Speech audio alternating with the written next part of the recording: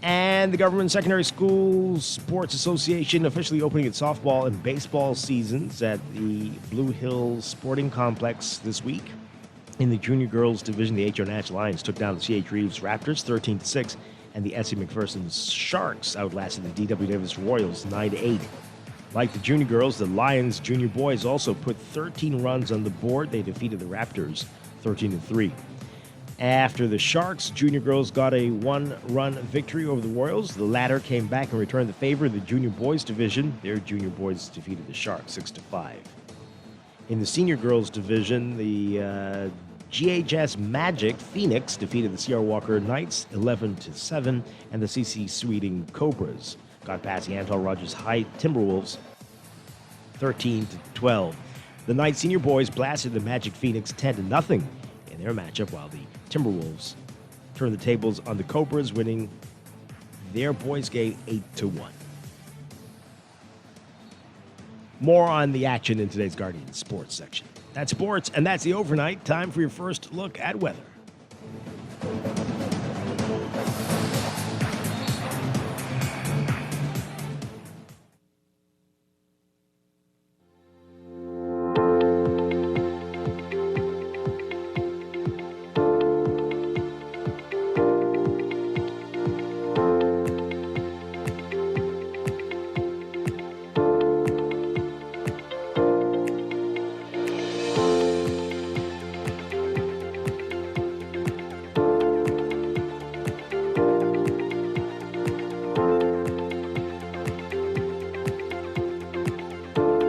Your first look at weather brought to you by Star General. We've got a cold front expected to stall just north of the Bahamas, and a westward moving surface trough in the Atlantic will continue to approach the country from the east. All of this will enhance chances for showers and cloudy skies, mainly over the southern islands. Meanwhile, gentle to moderate winds will continue over most of the area.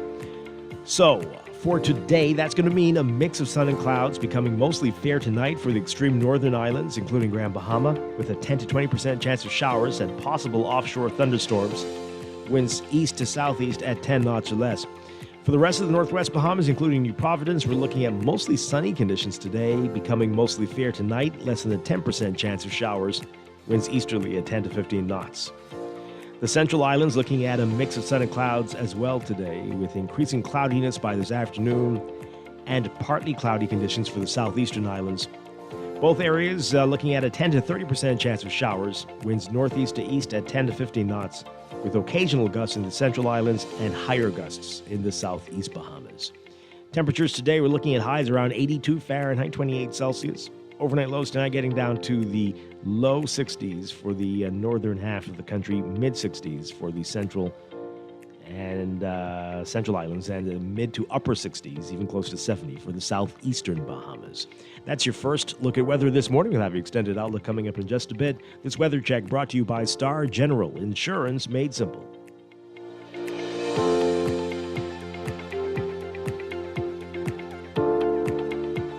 Wake up, it's a new day. Wake up, it's a new day. It's the start of a new way. Don't you know that it's the start of the end of the old It is time for a break, but when we come back, we're discussing the day's top stories right here on Morning Blend on Guardian Radio 96.9, your home for fresh news and smart talk all day. It's a new day.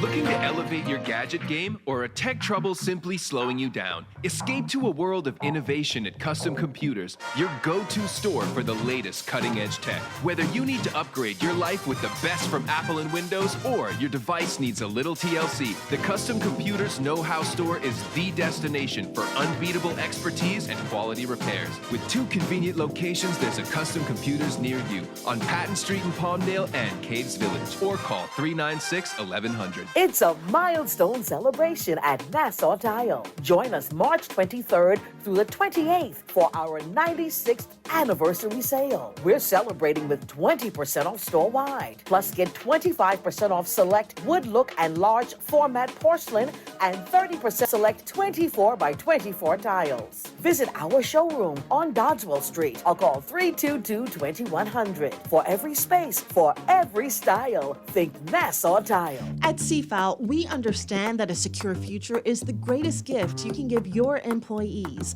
That's why our tailor-made group pension solutions are designed to fit the needs of both large and small companies. With CFAL, you can provide the retirement you and your employees deserve, ensuring peace of mind and financial stability for years to come. Join the many businesses that have already entrusted CFAL to create the right pension plan for their employees, and let us help you build a brighter future for your team. Visit us at cfal.com to get started on building wealth so you can live well. CFAL, growing wealth for future generations. Southwest Plaza has so many stores, I've been trying to find a sensible way to list them all. There's CBS Bahamas, the Ashai Institute, BENC Snack World, Bamboo Shack Bahamas, there, the Athlete's Foot, and BTC, Games and More, John Bull Fine Threads, Alive, Bahari, Dairy Queen, 700 Wines and Spirits, Sandy's Clarkson Island Lock, Starbucks and Lowe's Pharmacy, plus Marco's Pizza and Lorraine. Southwest Plaza, what a wide array of stores. Southwest Plaza, stop by today and explore. Screws and Fasteners World, Balfour Avenue and Palm Beach Street, has those hard-to-find fasteners for you right now. You can find stainless steel regular hex, carriage bolts, galvanized bolts, threaded rods, nails, self-tap screws, sex bolts, anchor bolts, turnbuckles, masonry tools, hand tools, and weed whacker strings. Check out the rope selection and car body fasteners, too. Special orders are welcome. It's your #1 fastener store. Screws and Fasteners World, Balfour Avenue and Palm Beach Streets. Call 326-1976. Marco's Pizza has the perfect everyday deal. Pick up a large one-topping pizza for only $10 every single day. This has to be the best pizza deal in town. No gimmicks, just great pizza at a great price every day. Fresh, fast, and full of flavor. That's the magic of Marco's. Only at Marco's participating locations.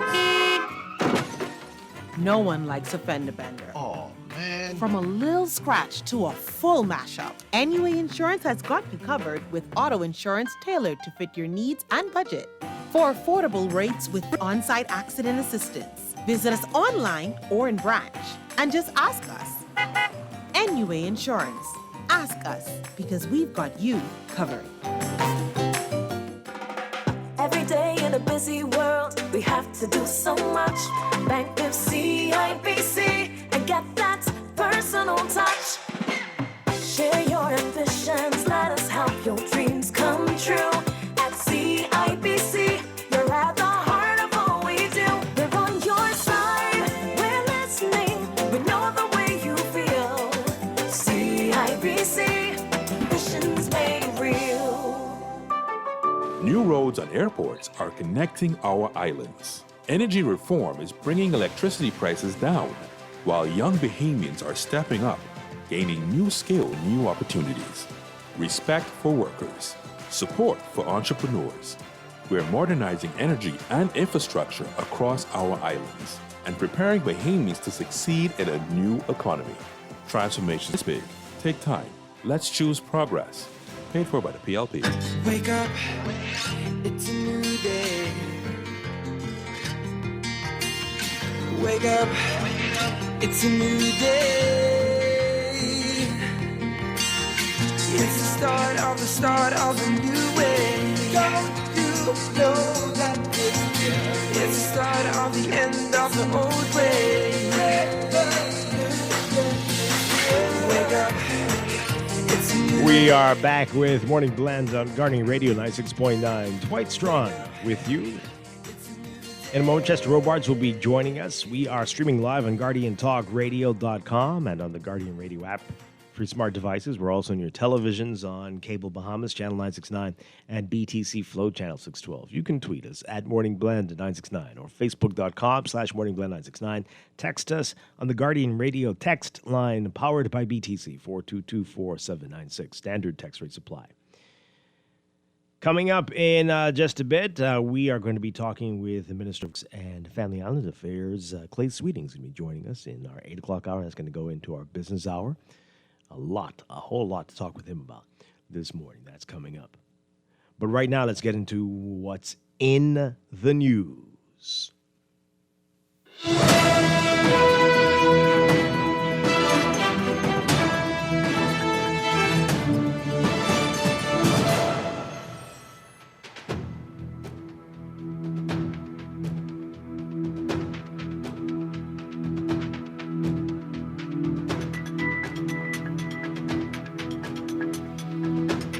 And in the news, coming up in our 8 o'clock news, hopefully we'll get more details about an overnight murder happened in the South Beach area. We're going to find out more about that coming up then. A lot to talk about. Chester, are you there? I am. Good morning. Great to have you with us. Buenos dias. Glad to be here. So I'm going to... I feel it. I'm going to try to control myself. I've got my water here, and I'm going to try to breathe in. But I feel like I'm going to lose it today. People like when you lose it. Yeah, so go ahead. I don't think I like it. My heart doesn't like it, but I think I might. There's just too many ridiculous stories in the news today, and it's going to be one of those days. But boy. Anyway, all right, let's begin. Let's breathe. Okay, so the big story, Prime Minister Davis says that the badge cannot be above the law. He's calling for a full investigation and a review of the carriage policies regarding off-duty officers and who should not be allowed and when while they're off duty to carry weapons. And desperately needed after 2 off-duty officers in 2 separate incidents have apparently killed people, not while in the line of duty, and that's in quotation marks, but during confrontations that don't seem to be related to any illegality. At this point, it seems. So, and then there are reports that one of the officers might be charged today in court. So we are going to be paying close attention to that today. Yeah. The other paper, the Tribune, has a story on the family members of the other victim, and we will read that in a bit. We'll get to that in a bit. But there are a couple stories in The Guardian today that I don't know what we're doing. I don't know what we're doing in this country. Where do we begin? Actually, it's 3 court stories that are... This is insane. So, 3 sentenced in rock-throwing death of teen student. Ortiz Davis writing about this. So, a judge on Tuesday sentenced 3 men for the rock-throwing death of a schoolgirl. 16-year-old honor-roll student, Mizilana Bokam, was headed to school by bus on March 11th, 2016, when a group of men hurled rocks at the vehicle, breaking windows and fatally hitting her in the head. Dwayne Harris, Antonio Brown, and Jason Dorsley, also known as J.C. Petio, were charged with murder in relation to the incident. In 2025, they were acquitted of murder. How? But found guilty of the lesser charge of manslaughter. Because by throwing rocks at a bus, they didn't mean to kill anybody. They just were what? Trying to scare them? Okay. Anyway, Justice Neil Brathwaite found that a sentence of 18 years was appropriate for the crime. However, the sentences were reduced after the convicts received credit for time spent on remand. As a result, Dorsley and Harris were sentenced to 16 years and 6 months, and Brown was sentenced to 15 years and 8 months.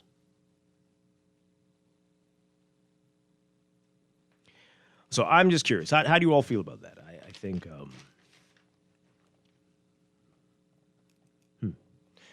I think, were they teenagers when this happened? It's a long time ago. Does that matter? I don't know. I'm just asking because I don't know. I don't know. It doesn't. This article doesn't say. They probably were. I don't know. But doesn't matter if they were teenagers. They're killers. They're killers. I mean, you have to expect if you're not throwing paper at people, you're going to hurt somebody. Even a big pack of paper will hurt somebody. So Yeah, I agree, but I'm just wondering if they took that into consideration if they were kids when it happened. Now that they're adults, if that is the case, if you know the sentence was based on that, I don't know. But also, I mean, you know, how much different are the sentences? So before you go on, manslaughter? so I think because the article keeps saying a group of men, I think they were not necessarily considered children at the time, right? So yeah, they were maybe 19, maybe a little older, but they weren't considered kids. All right, so sorry, you were saying? No. And then I was just wondering the difference between sentences for murder and manslaughter. I don't understand sentencing here in general. Well, murder generally you have to show intent, Yeah, I understand that, but I'm just saying that the sentencing, the difference in the sentencing in general. Right. Well, I guess you could still be sentenced to death for murder here if somehow through some miracle it's deemed to be the worst of the worst. But when was the last time that happened? Right. But the question, I guess the question then is, can you be sentenced to death by manslaughter? No. Which is probably no. No. Right. Right. But okay, so time served, so they got credit. 15 and 16 years. Is that acceptable? Let us know what you think. 422-4796. Text in and let us know about that. And you can call as well. We'll get to the calls in just a bit. This other story here, man accused of incest with niece. Now, another one about definitions. And listen to this and tell me if you think this is incest. A 52-year-old Nassau man who allegedly raped his niece has been charged with incest. The man allegedly committed the crime against his 36-year-old niece on March 16th. The man whose name has been withheld to protect the identity of the victim did not have to enter a plea when he appeared before Magistrate Abigail Farrington. He was denied bail and the matter was adjourned to June 22nd for the presentation of a voluntary bill of indictment. I want to know why he's being charged with incest. This is rape. This is rape. Is it so that he can get a lesser sentence? Or he won't. What is the deal here? I need to understand this. Unless this was some relationship that was going on, is that what was happening? Because you're using rape he's been accused of rape. Right, but the docket says rape. Yeah. I mean, the story says rape. The docket says only incest. Is that something very shady is going on here? Very, very shady. And this is not right. Is it rape or is it incest? If it was against her will, it's not incest. What are you up to? This is unbelievable. Anyway. And then they're going to say, well, in the Bahamian law. I mean, it's still incest, even if it was consensual. If it is consensual, yes. But rape is a bigger crime. Right. Are we trying to make sure he doesn't get the harshest sentence possible? I need it to make sense. And the lawyers can come with their foolishness, and I'm not for it today. But this might be the worst, and it's time to burn down the whole place. Court hears sentencing submissions for child molester. So child molester who reoffended shortly after his release from prison needs help, according to his lawyer. 58-year-old Dwight Bell pleaded guilty to unlawful sexual intercourse with a minor of the same sex last year. The charge concerns an incident that took place on September 7th, 2024 in New Providence. Bell lured the 9-year-old boy into his home and raped him. After the sexual assault, he gave the boy $2 and a bag of chips. The crime took place soon after Bell completed a sentence of 9 years and 5 months for molesting a 5-year-old boy. 9 years and 5 months. Bell told the probation officer that he needs help and that he had problems controlling his urges. Bell's lawyer, Nathan Smith, said that psychiatric treatment during his first sentence would have been helpful to help him quell that urge. Oh, really? He suggested a sentence of 10 years in prison coupled with psychiatric help. On the other hand, the prosecutor Ferguson said that a sentence of 20 years is appropriate since this was Bell's second defense. Justice Janine Weish Gomez will sentence Bell on April 27th.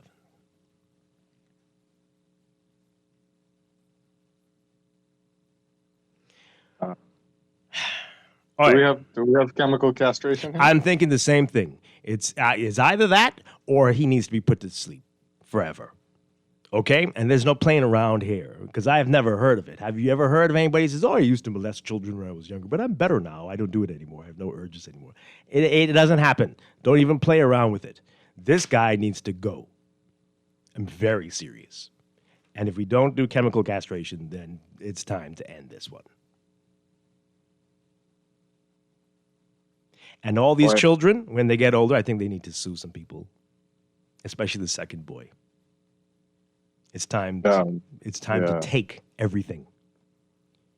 This man should never have been let out. Never have been let out. And everybody involved, lawyers, judges, everybody, I hope you can't sleep. 9 years. First time for raping a 5-year-old, molesting a 5-year-old. 9 years and 5 months. A 5-year-old boy.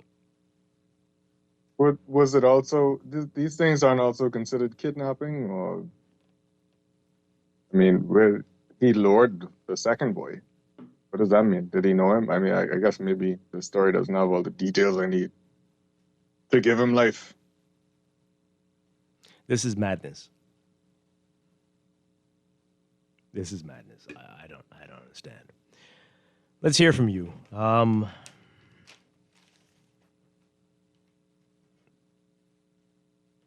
Psychiatric treatment.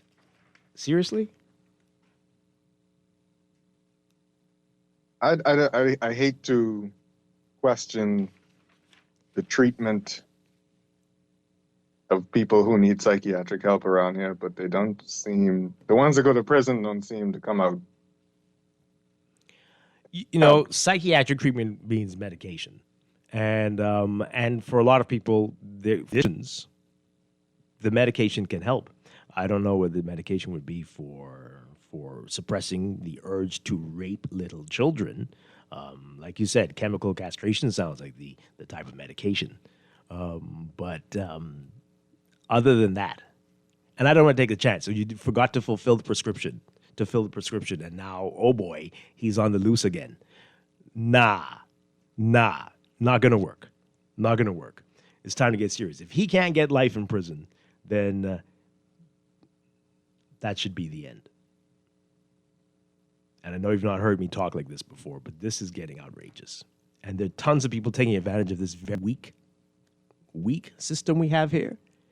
And as we see, the years are flying by for us, and I'm sure it must be the same for them, and they just come out and go back to the way they were like nothing, and then come to the court and make the dumbest excuses.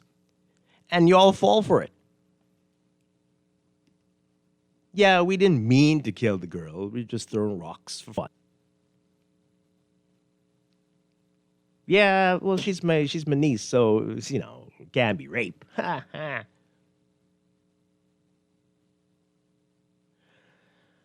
Oh, wow. Let's hear from you. 323-6232. 325-4316. 325-4259. Call us toll free, 242-300-5720. Tweet us, Facebook us, text us, 422-4796. Caller, good morning. You're on the air. Morning, Dwight. How you doing, sir? Hey, not well. What is that word? Is that word chemical castration, or is that word testicle castration? Hey, it's not a laughing matter. It's something has to be done very seriously with this guy. No, but on the real, but I always appreciate your advocacy. And that does removing that part of the body. The clearly we have a problem with rehabilitation in our country versus incarceration. Does not go well for the public safety in the long term, whether it's 10 years, 9 years, clearly it does not go well. And so we have to become a more rehabilitative state. But, Dwight, the issue that I wanted to speak to this morning, why I called, is this issue about police officers when they're off-duty carrying firearms. And I just wanted to share an observation. Friday, I happened to be I walked into a gas station and observed a police officer. Clearly, he only could have been a police officer with a weapon in his waist. He appeared to be a police officer, and I know the individual as a police officer, but I say it like that. Clearly inebriated, clearly drunk, to the point that he's in the gas station trying to purchase water to sober up. And I'm looking at this firearm in his waist, and I'm concerned because I've long been concerned about police officers carrying firearms, not in a holster, but just chucking their waist, like we say. And I'm like, something is wrong with this behavior. Lo and behold, Saturday afternoon, so we're dealing with a situation where a police officer around a local watering hole or in the vicinity of a watering hole per se is involved in an incident. And this is not the first one. We had one maybe in Abaco or on the Family Island sometime. There was a video where the officer was firing the gun in the air and was not. And it's putting the public safety at risk. But what is the protocol? What is the next course of action for we, the public? Because all we get to see is, I'm the police. But there are many law-abiding public servants that don't get to operate in the same authority in terms of their duties as public servants. And so something must happen. We must revisit the protocols of this thing where police officers are carrying weapons when they're off duty and do not seem to have the discipline necessary to be carriers of these weapons.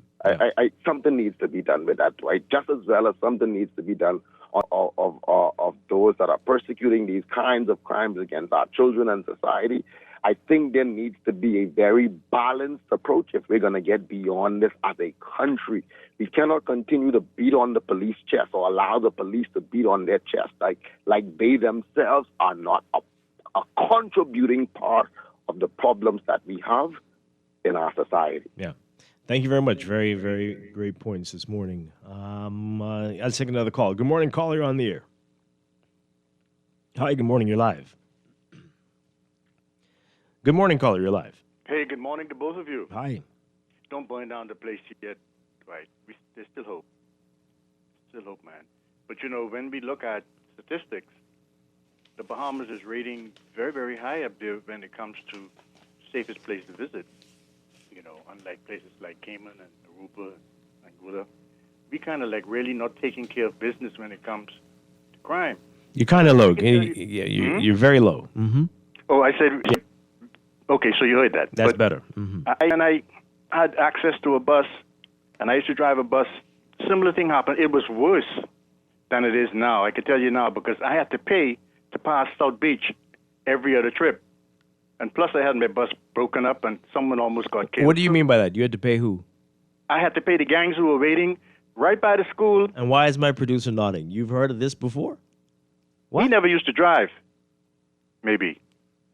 But I had to actually pick up kids from L.W. Young, take them on Prince Charles. I couldn't drive through Fox Hill with them because there was a war going on between them. And they attacked me. How much did you have to pay? Huh? How much did you have to pay? Like $20 sometimes, and then when I pass again, someone would say, "Oh no, he paid last trip. Give him a break for the day." I tell you, it was bad.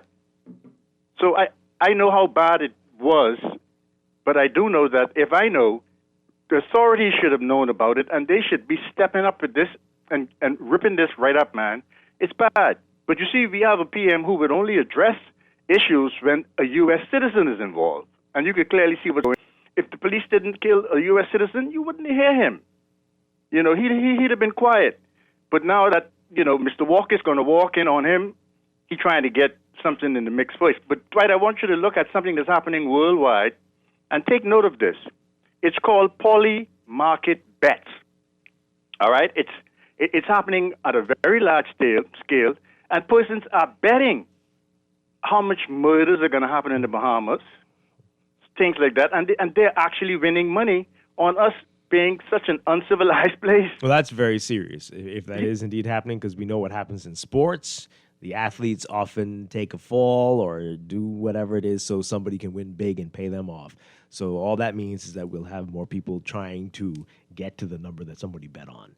And that's a very bad place if that is indeed happening. Yeah, and I can't hear you. Yeah, but you see, when we lack the enforcement of the law, people should have been hung and being hung like right away. I also make it a public issue or just make them disappear. But, you know, I suggested that to you before. Yeah, being but extreme. you can't. That is very extreme. But executions, we might need to have. I mean, well, the death penalty. We might have to really, once and for all, deal with this. Oh boy, that was a lot. Okay. Let's hear from you, caller. Good morning. You're on the air. Good morning, Dwight. Good morning, Chester. Good morning, Bahamas. Poppy, how y'all doing today? Well, we're trying to make it. Thank God for life. That's the main thing. Yeah. You can make it, Dwight. You can be okay. Dwight, the two matters which you talk about, right? You don't think, I don't know if that's a law, why they do it like that, right? I know they say they're trying to protect the victim and young people or any rape victim. That's okay. Even if they're 50 and they get raped, we can understand them protecting their name. Yeah, that's not the problem. That's not the problem. The fact that he's being charged with incest. What you say? The fact that he's being charged with incest and not rape is, okay. Is what I wish they could do it this way. Say, okay, you being charged with incest, you rape a relative or a family member, right? Or just say the 52-year-old man is charged for rape.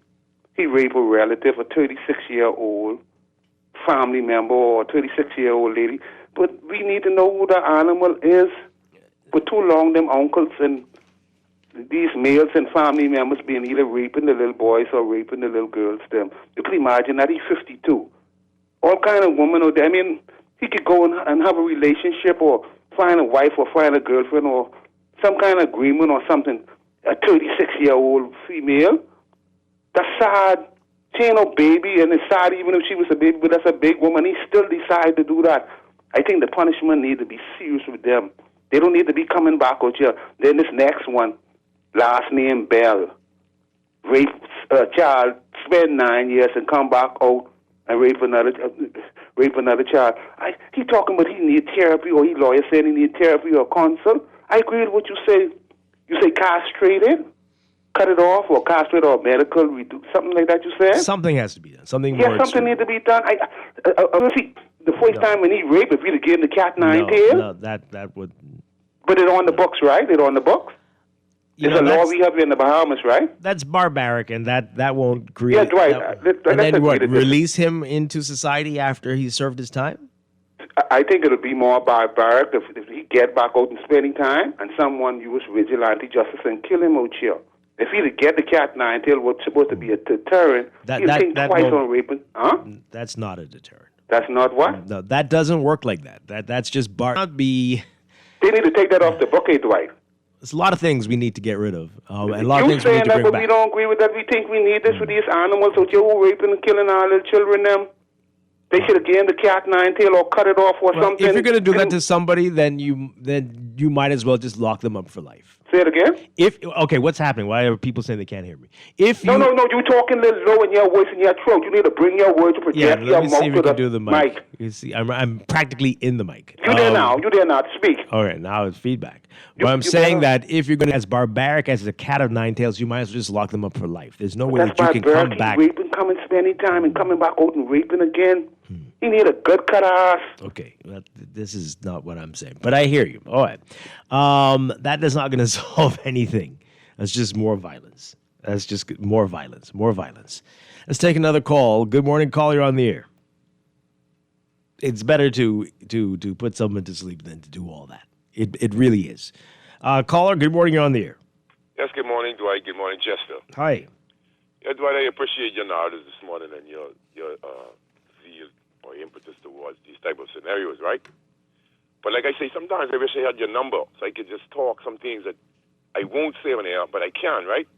Firstly, to you and Chester, I know the gentleman, okay? He was married. Which one are we talking about? The one with the little boy? With the incest. Hmm. Yeah, he's a friend. I didn't know. I mean, he didn't display these type of things, but there's some things that I just won't say. But the thing is, I also know his mother-in-law, so I'm privy to. You wouldn't believe. I won't say, but the thing is, Mr. Strachan, as it relates to the consequences, right? With the gentleman, Mr. Hell, right? It's Mr. Strachan, I hate to say this on the radio, but I have a little son that's about 3, about 4, right? And so I was in the mall one time, and there was some blatant homosexual. Like I noticed, I'm wary of my son because of these things. Like at my age, like people who interact with little children too much. Like I'm in the food store, a gentleman approaches him, he's in the trolley, I'm a distance away, like in picking fruits, etc. And I told the gentleman, I said, you're too engrossed with my son. I don't like it, and your voice sound effeminate. And I was seeing situations in the mall, in the front of offices, people ask me if he's a girl because he has a lot of hair. And I was by his place the other day, and there's a famous politician who just said he lived this alternative lifestyle. And I could have seen my son from where I was. I went to the car to get an envelope. And I tell him to stay right there by the steps, and this gentleman is having a conversation with my son saying, he thought my son was a girl, so I got angry because it always happens, but he's physically a boy. And so I don't trust society, and it's playing on me as it relates to extracurricular activities and people. So I'm very, when you hear these kind of stories, because I can't accept it if, I won't say what I would do, but the thing is, it's not comfortable for people like me at this age. You understand me what I'm saying, Mr. Swan? It's not good. So the suggestions that you made, I thought maybe, like you said, lifetime in prison, etc. We really need to move towards these type of models because without no consequences, everybody is allowed to run, to do what they want. And it bugs me because it means that there's no care. And so even as it relates to, well, you and Chester are intelligent enough to know that we actually live on a geopolitical plantation as relates to the matter at plantation. And so the thing is for me is, I am sickened by the death of the American man also. I really am, because I saw the post with him and his wife, and I'm saying it's me, it's you, it's anybody else. So the gentleman that called, I love when he called. He's very sarcastic sometimes. I love him. He spoke about what's going on, but when you look at the plethora of injustices that happens here to black people, the only way the government can impress me, I don't know about you and other people, is to open and have cold cases open up on all the deaths of black people in custody by independent forensics. And, you would be surprised. The incident at Foxhill Station the other day, the incident at the Go with the 15-year-old guy over a decade ago, there's the incident of Chris Culmer, the incident of, man, maybe we could go on and on. I could use the Guardian as a guideline. And the injustice stinks. And so, the PM seems afraid because of the madman, the geopolitical boss, right? It shows you that the Cresser, I love the Cresser too. The Cresser said it in such a humble way yesterday. Our lives mean nothing. I've said it over and over on the radio, Dwight. Why can't we just accept that fact? You don't go by words that come out of mere man's mouth, Dwight. You go by observations on the plantation. Thank you very much. Appreciate it. All right, so we just try and figure out why somebody would be charged with incest instead of rape in that matter. So again, in the Bahamas, the maximum penalty, the maximum sentence you get for rape is life, whereas it seems the max for incest is 35 years. The story again, it starts off saying that it was rape. Yeah. But that he was charged with incest? Yes.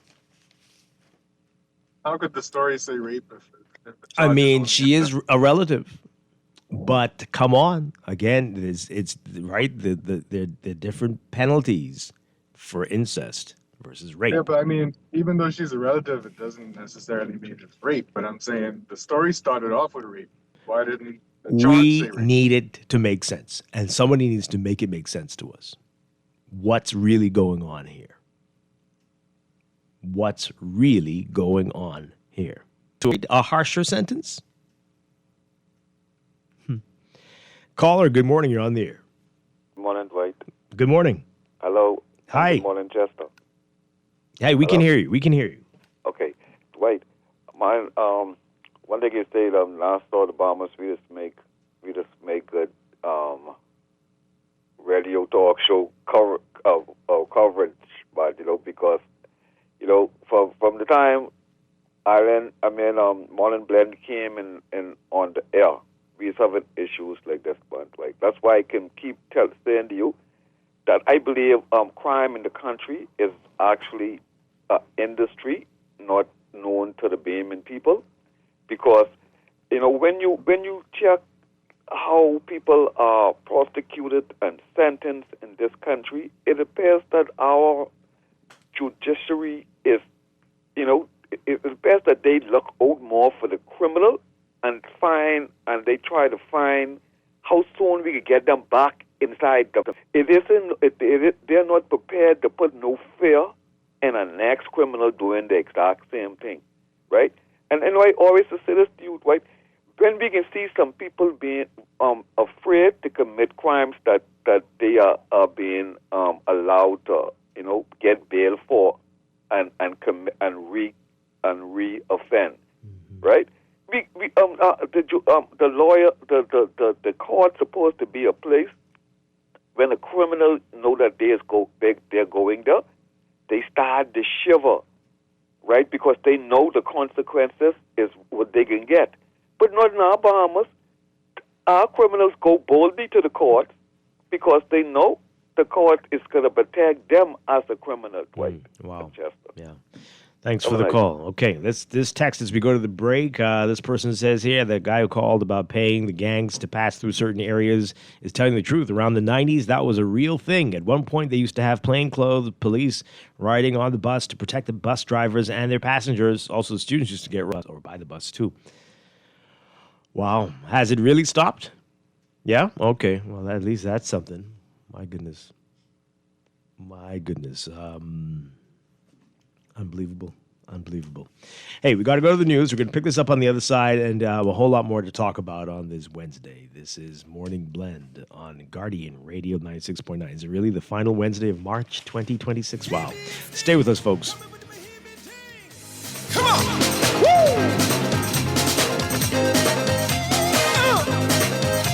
Oh, yeah!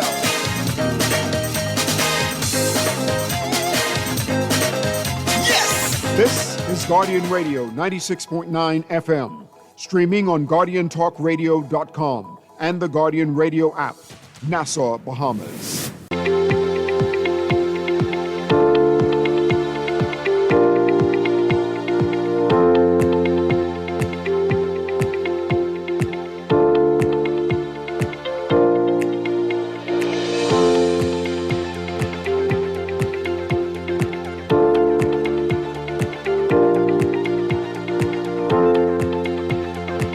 Welcome back to Morning Blend on Guardian Radio 96.9. We are streaming live on GuardianTalkRadio.com and on the Guardian Radio app for smart devices. We're also on your televisions on Cable Bahamas Channel 969 and BTC Flow Channel 612. You can tweet us at Morning Blend 969 or Facebook.com/Morning Blend 969. Text us 422-4796.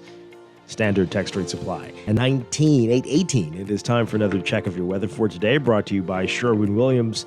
If you're looking to paint, your local Sherwin-Williams store has top quality paints, expert advice, and everyday discounts to help you save only at Sherwin-Williams. So we've got a cold front expected to stall just north of the islands and a westward moving surface trough in the Atlantic. That's going to continue to approach the Bahamas from the east. All of this will enhance chances for showers and cloudy skies, mainly across the southeast Bahamas today. Meanwhile, gentle to moderate winds will continue over most of the area. By Thursday tomorrow, that front's going to linger north of the area before retreating by the evening.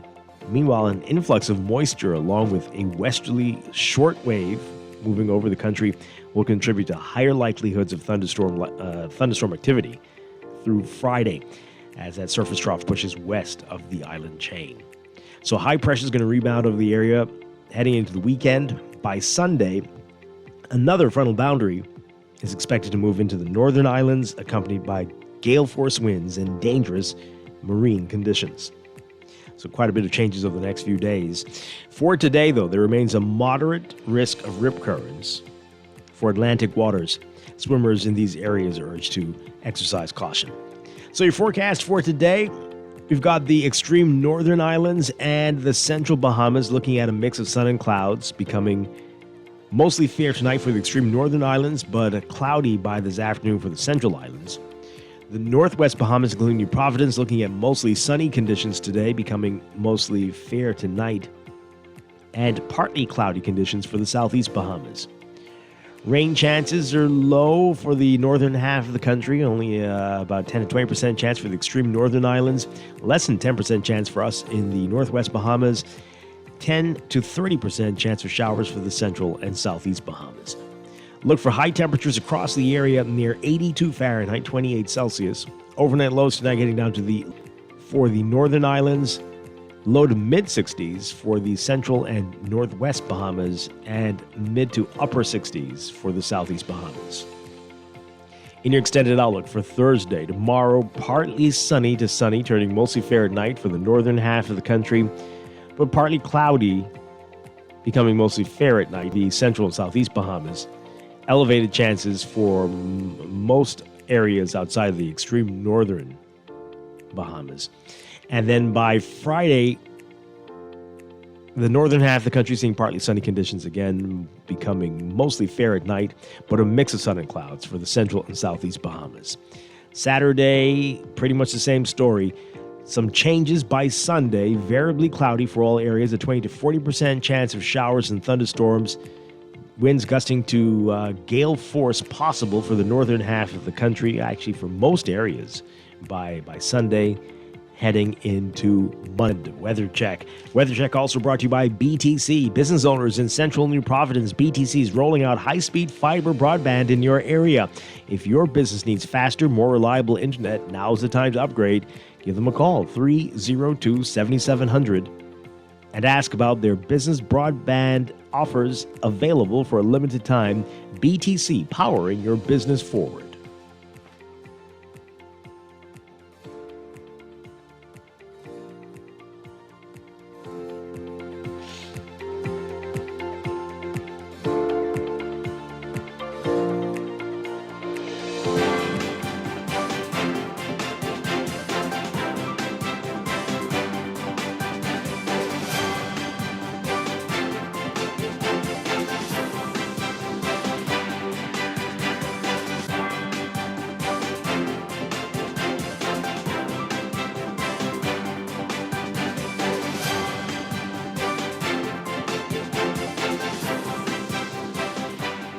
And we've got time for traffic, brought to you by NUA Insurance Agents and Brokers, your partner for smart motor insurance and advice that puts you first. Whether you're at home or on the go, getting an instant motor quote is easy. Give them a call or visit your nearest branch or log in anytime at nuainsurance.com.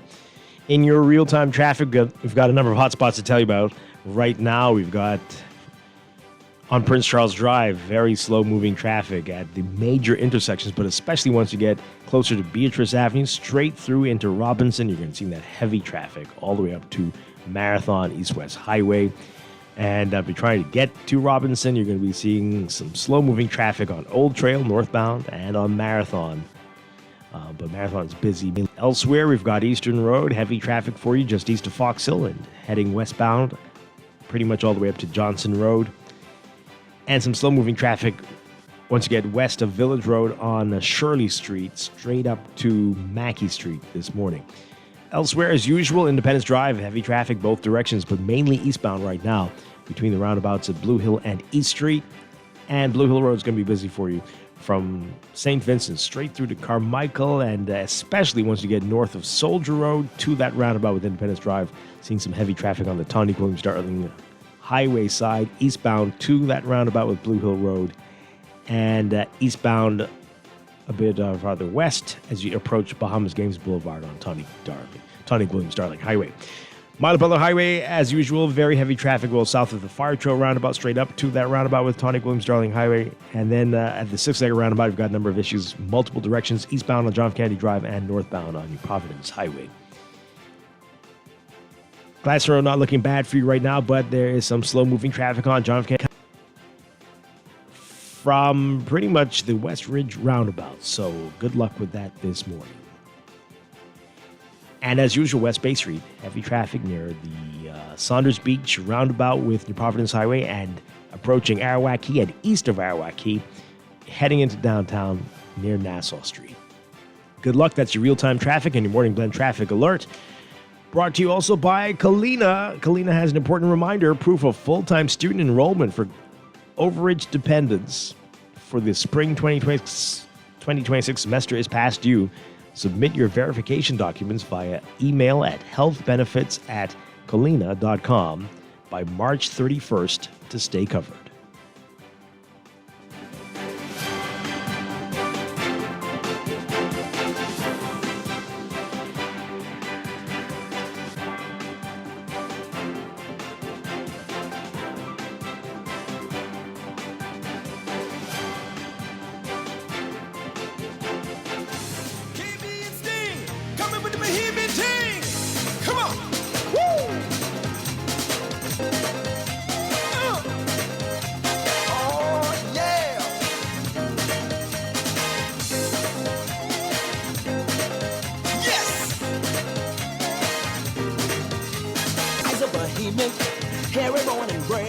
We are back with Morning Blend on Guardian Radio 96.9. Dwight Strachan along with Chester Robards. Coming up in just a few minutes, we're going to be talking with Minister of Works and Family Island Affairs Clay Sweeting.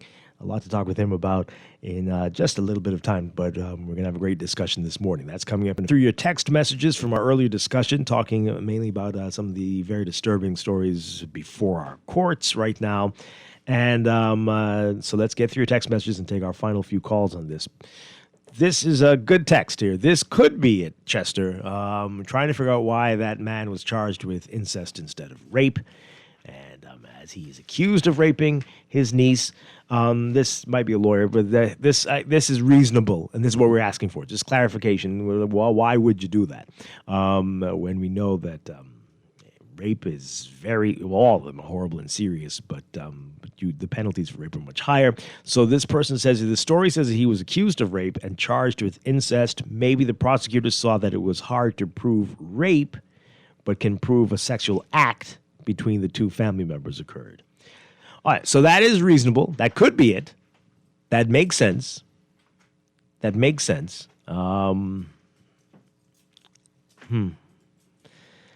sad. But if that is indeed what this is about, then yeah, maybe.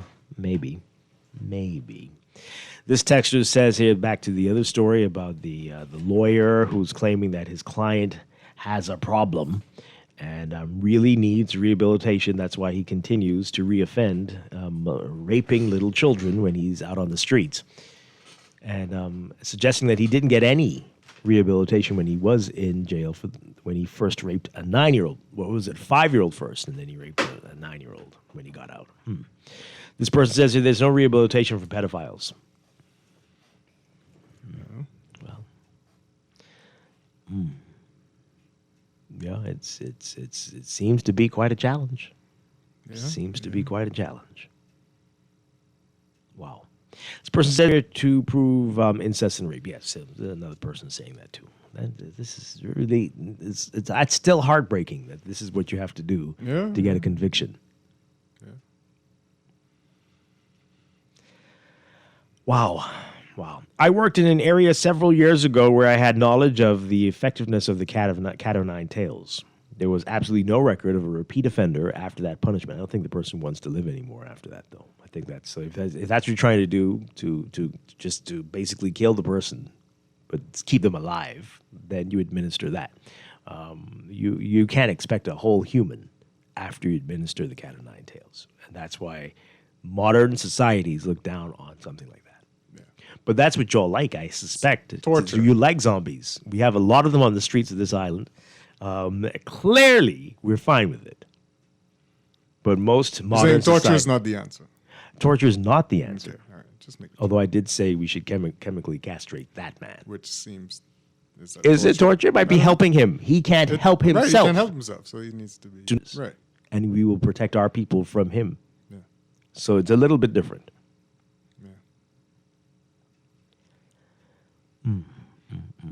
Anyway, this person says all they received was 1 in and out. If it is humanely used and curbs crime, why not? Well, I don't think it's humane. Are the they cat o' nine still tails? talking about the cat o' Yeah, nine they tails? are. They are. If it's humanely used, Yeah, I don't how know. do you I humanely don't know use? what that means. You get to wear 25 layers of clothes while we do it? How is it humanely? Let's take these calls really quickly. We got to get to a break. Caller, good morning. You're on the air. Hey, good morning, Mr. Strachan. Good morning. Turn on your radio for us, please. Okay, yeah. I have a quick point, right? I think the Americans are correct, demanding justice for their citizens. But when in the Bahamas are we going to demand justice for our citizens? And I think that's a big question here today, because we have a lot of Bahamians who are being killed on the streets. And I don't see the urgency for them as it is for the American citizens from our Bahamian officials. What do you mean? What do you mean by that? What do you mean when people are killed by off-duty officers, or you mean just in general? What are you talking about? Well, and I mean in general. Are you really going to come on the radio and say that? You don't think anybody? Yeah, that nobody cares when people get killed in the Bahamas? That's what you.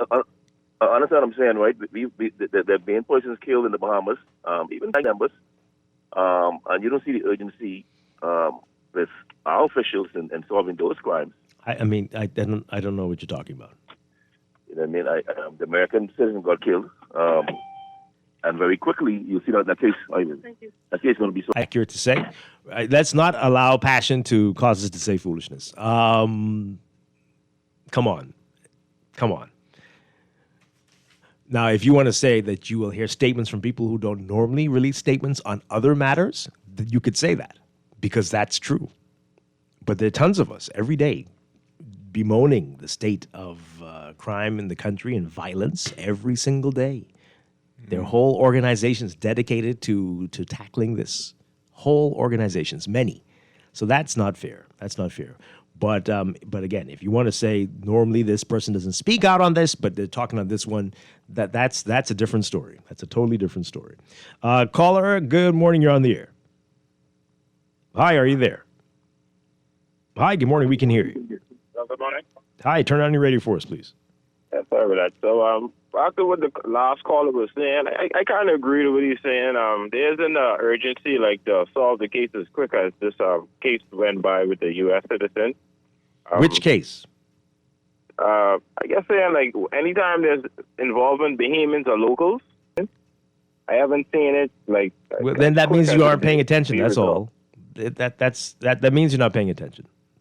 That's not accurate. So what about the guy who was shot at Montague? I guess about a day after that happened. Yeah, we're hoping that there will be some clarity on this as well. People are calling for answers. His family's speaking in the papers today. People are calling for answers. People want to see the CCTV footage. It is happening. Now, will it get the international attention that the other story gets? That's a different story. The other people outside the country don't care about us, sure, but they care about their own. But to say the Bahamians don't care, that's not. I think Bahamians do care, especially with the case with the Zario gentleman who was shot at the bar crossing the bar. Yeah, Bahamians do care, but I just don't feel it's the urgency to charge officers as quick as they're ready to charge this one. Okay, all right, I hear you. Sometimes some sometimes cases you have are to fight. Sometimes the public has to fight. Remember Brenton back in the day? Sometimes. Brenton went on for a long. There are many cases, but there are cases where things happen quickly. Sometimes it's more cut and dry. It's very clear what happened here. Exactly. And sometimes it's not. And and there were, with this American person case, there were a whole heap of witnesses there. Yeah. You could claim. You know what my problem is though is always and typically the initial police report when they're at the scene. Mm-hmm. They say 100% accurate, even though they almost paint a picture of the case. Never know if it's accurate, but yes, you get the police perspective. Yeah, and they always say our initial investigation, which was don't know, 30 minutes of, I don't know, you know what I mean? The people want answers immediately. Hey, what happened? But in some cases, unnecessary. In some cases, it turns out to be absolutely not what you said it was. Yeah. So I think I would, if I was the police force, I would change the way they do those things for sure. Wow. And also in the States, in Miami, the press liaison person is actually not like an officer. No. They're often a former media person. Right, a former media person, Yeah. someone who applies for that position. It depends. It depends on the jurisdiction. I've seen a mix, but often it's not necessarily a police officer. Final call. We got to go. Good morning, caller. You're on the air. Hi, are you there? Turn on your radio for us, please. Dwight and Chester. Hi. Dwight, I was holding, you came to me, and then you hung up the phone. Oh, but sorry. I have 3 quick questions, and then I go on. The one, I remember the bus scene with the girl very clearly. They was in jail for that 10 years, or they was out on remand? Or they was out on Well, bail? they got time served, so they must. Well, they got. They was in jail first- for that the 10 years. first- Because I remember the that first case, man, close to Lazaretto Road. And then the next one with the gentleman who said he can't control himself. I thought they did a key to get killed through on track road or something. This the same gentleman who broke the police in court? No. All right, them the other there. And then the writers on the news last night, they say they discovered that 10 out of the 90-something cases were before the court for fraudulent documents already on the register. Mom, in the interview, Harrison Thompson, he couldn't even talk. He was speechless. Every time Pintatro died, goddamn, they come back and then the Prime Minister said, oh, you only going to say this when they lost the election and thing. But the proof has come right out. It's come right out. All right, gentlemen. You all have a great day. Very interesting. Okay. All right. This text as we go to the break. This person says here, morning, what are these callers talking about? This case is clear cut. There were witnesses and footage of that incident with the Pike guy. The only thing surprising is that an officer may be charged and with possibly murder. Where evidence is clear, charges come quickly. We'll see today. As there is expected to be something happening in court, possible charges on the other case as well, and all the others. We've got to take a break. When we come back, we'll be talking with Clay Sweeting. You don't want to miss it. This is Morning Blend on Guardian Radio 96.9. Don't act like you don't know, you know. Oh, how a hymn go. Oh, don't you know? Yes, how a hymn go. Let's go. You try to rest, but roll with the best. For all your printing needs, there ain't no one better, no.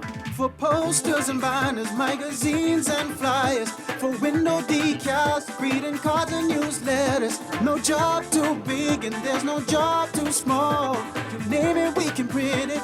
Just give us a call. Let Print Masters bring your masterpiece to life. Located in the Nassau Guardian Building, telephone 302-2361. This is definitely the time for BAMSI to continue to build on the progress that we've made. There's now drone technology. There's now year-round container farming. You have hydroponics, you have aquaponics, you have precision farming.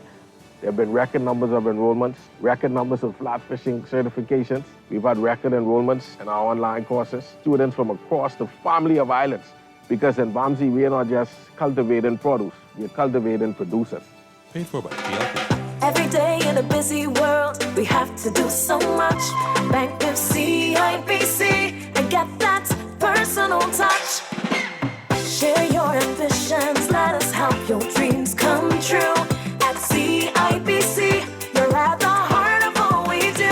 We're on your side, we're listening, we know the way you feel. CIBC, ambitions made real. It's back. Agri-Expo 2026, presented by the Ministry of Agriculture and Marine Resources, April 10th through 12th at the Gladstone Road Agriculture Center. Agriculture, our heritage, our future, comes alive with the latest farming technologies, exciting cooking demonstrations and competitions, Bahamian farmers and vendors from across the islands, fun for the kids at the Kitty Corner, nightly musical concerts, and free admission for everyone. Bring the whole family and celebrate what feeds our nation. Agri-Expo 2026. Let's get growing. At Star General, you can go gold. Comprehensive car insurance covers loss or damage from accidents, fire, theft, and third-party liability. But the Gold package gives you increased coverage for rental car and windscreen, personal accident, medical benefits, deductible waiver, and 24-hour roadside assistance where available. Our Star General Gold package also gives you up to $2,500 for accidental damage to a rental car anywhere in the Bahamas. Go Gold with Star General. Insurance made simple. Don't shop at Sherwin-Williams then. Don't get the best service in the Bahamas then. The love is really, really strong in Sherwin-Williams. We don't just sell paint. We service you with a smile, good hearts, mind, soul, and body. We love our customers as much as we love ourselves. Yes, real talk. I'm not just saying this Real talk. to impress myself. We love to go beyond with customer service. So they feel delighted to come in Sherwin-Williams because they know I can either see Dee Dee, or I can see Shelly, or one of our other wonderful staff members. We treat our customers with the respect of our boss because there are many paint companies they could choose to go to. No, baby. If they go to some other paint companies, so I gonna get this little thing at the end of the week. We want to make sure you get that little ting, Shelley. Come visit Shelley and Dee Dee at Sherwin-Williams, Bahamas, and you'll show her in every day. No one likes a fender bender. Oh, man. From a little scratch to a full mashup, NUA Insurance has got you covered with auto insurance tailored to fit your needs and budget. For affordable rates with free on-site accident assistance, visit us online or in branch and just ask us. NUA Insurance. Ask us because we've got you covered. This is Guardian Media, streaming on GuardianTalkRadio.com and the Guardian Radio app, Nassau, Bahamas.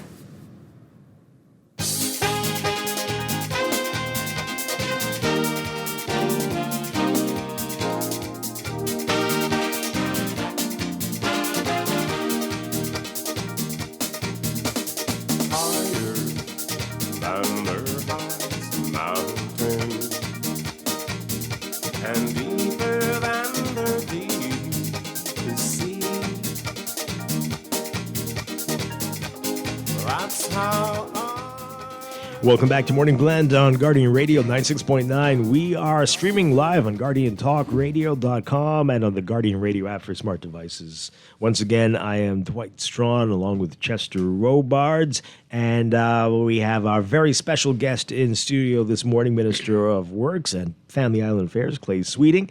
Good to see you again. Yep, thank you. Good morning, Dwight. Good morning, Chester. All right, so we have a lot to talk about and not much time, so let's get right into it. We're going to get to Works and in a bit, but I want to talk about the Golden Yoke program. So there's some confusion. Is it under BAIS? Is it under the Ministry of Agriculture? Is it Ministry of Works? Or is it all? Tell us about that. How does it work? So the Ministry of Works has the responsibility for the infrastructural development of the program.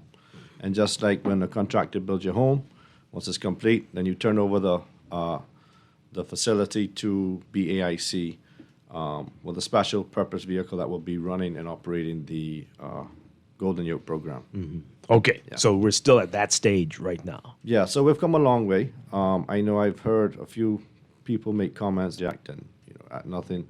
But when we initially launched the project, we gave in what the project would cost, right, originally. And then each year since then, we've had a budget allocation, not the total amount for the project. So we still haven't utilized the funding that we anticipated for it to cost. But we have one of the pullet houses, which could hold the immature birds. That is complete. We have a layer house complete. So in short order, you should see birds in the facility. We already have the birds in country. For that one, so that's over 10,000 birds in one of the houses. And the pullet house could hold around 40 to 50,000 birds, and then the production facility, the staff area, all of that's almost complete. The feed mill, the structure is up, and they're working on that as well. So what's caused the delays? Because we were expecting it maybe a year or two ago. Yeah, some of it was delays with getting equipment. Getting that here because it's specialized equipment, and there was some delays getting all of that here in country. But we're well on the way. Yeah. So what is the timeline now? What are we looking at? We anticipate, we would hope that you would see eggs by end of April, right? You'll see the first production of eggs from the program at the end of April. And the program will continue to develop. The anticipation is to have 6 houses, 6 layer houses. Currently, we have 1 and the pullet house, which says 7 in total. So that should be built out within the next year or so. Yeah. And what are we looking at now? Are we trying to be sustainable, fully sustainable when it comes to eggs? Are we able to feed the whole country with this program or achievable with Now, this? I mean, I'm not the Minister of Agriculture anymore. Right. So, I mean, but I can say that the program was developed to do just that in tandem with other small farmers. Okay. Right, originally. So, it isn't just this one location, because it's also support for small farmers throughout the country that would bring together an holistic approach to egg production throughout the country. So that's why the feed mill is so important. And the special vehicle that would provide support, training, VAT services for farmers through the Golden Yoke program. And if we were to achieve that, how long would it take to get there? Could we do that by next year, or would it take a little longer? It could be done fairly quickly. I think in 2 years you could get there if the funding is there to provide the support that's needed. But whether we want to admit it or not, from whence we launched the Golden Yoke program, farmers, backyard farmers across the country, it seems like so many people is actually growing eggs now. I mean, you'll see a lot of people in the Family Islands giving eggs away or selling eggs because the production is there. So we did create an awareness, right, in any event that you'll see, everybody for the most part in the Family Islands, you'll see at least 5 to 10 small farmers. Absolutely. So I'm glad you brought that up, because again, they're doing fresh eggs. Is this supposed to be required to refrigerate these as well? Well, I think it'll be a combination of both, depending on what they anticipate they can sell, and then what they can't sell, then I assume they would refrigerate. So I think it'll be a combination of both. I think some of the small farmers are selling fresh ones too. Yeah, they're definitely who fresh. are still part of the program. Yeah. Yes, there's a good many in New Providence that's doing that. I think one of the farmers is, over 2,000 eggs a week or something like that. Wow. From the launch of the program and the support. So, it's definitely created an awareness to get people excited about producing food for themselves. Yeah, I wrote a story about that, Dwight. Send it to me. All right. So end of April. I mean, practically April starts next week. Yeah. So, do we have any idea how many eggs there could be by the end of April? What are we looking at? Well, we anticipate that with 10,000 birds, if all are laying how they should, you anticipate, I think, 10,000 eggs every day and a half or something like that. So, once they prime, 10,000 eggs every day and a half. That's really That's wild. wild. Yeah, that's wild how they lay eggs. Right? Yeah, but I can't speak for the ministry. I'm only I can only speak to the infrastructural development. Okay. So we should turn over the facility to them by end of April to BAIC. Yeah. Okay. Yeah. And then cleaning and packaging is automated in a sense as well, Right. in the building. Right. Correct. Yeah. So the facility's there. The equipment's on the island. Right. They've come a long way, almost complete. So, yeah. Okay. And all of that, the packaging, they will be packaged and ready. All of that. Yeah. by the then. packaging, the cleaning or the washing, so in the DR they don't wash the eggs. They say that takes away that protective film. Oh, wow. But we're going to wash ours. Yeah, we're going to wash ours. Okay. That is good to know. Good to know. All right.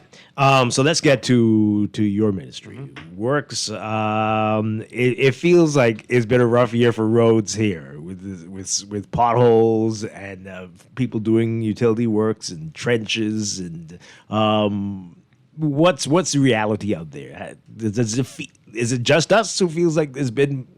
You're talking about 2026 or this? You say this year? Yeah. So far this year and late last year it feels like it's been a challenge. Is that just the public's perception, or is that a reality on your part? I mean, when I speak to people and what they're telling me is that this is, you know, the most roads that seem paved. Well, that's true too. They just paved my road. There's a lot of road paving going So- on, but there are a lot of roads that are in terrible conditions. Yeah, well, I mean, of course, it's a process, right? And I think as a part of progress and growing as a country, you know, when we looked at the aggressive program that we started in regards to road paving 2 years ago, we've been paving double the roads per year than it's been paved in decades. And even now, I mean, I may be wrong, but I think we have almost every road paving contractor currently working in the country. You know, we have 7 small road contractors paving now, along with the government's paving company. So, I mean, of course, when you look at legacy issues and in regards to roads, and then, you know, sometimes you have utility companies that dig up for one reason or another. Yeah. Holistically, you know, we have the ministry and Baja Mix has been doing a good job, you know, in regards to, it doesn't be fixed overnight. Right. But, you know, we've already paved, you know, over 40 miles this year, and usually you only pave 25, not this year, the fiscal year. So, Right. and in most instances, they pave 25, an idea of how much we're paving. Wow. So we would more than double that, hopefully, by June. Okay, so you said it. You said a key word. It doesn't happen overnight. No. But what is reasonable to expect a pothole to get fixed? What's a reasonable time to expect? So I think a part of this, I think that's multifaceted, right? And the ministry in a few weeks will launch a program that would help to fix that issue. So one of the issues is reporting, right? Even though we have a hotline, People right? report? They do report. Actually, they should send a lot of them to me directly, right?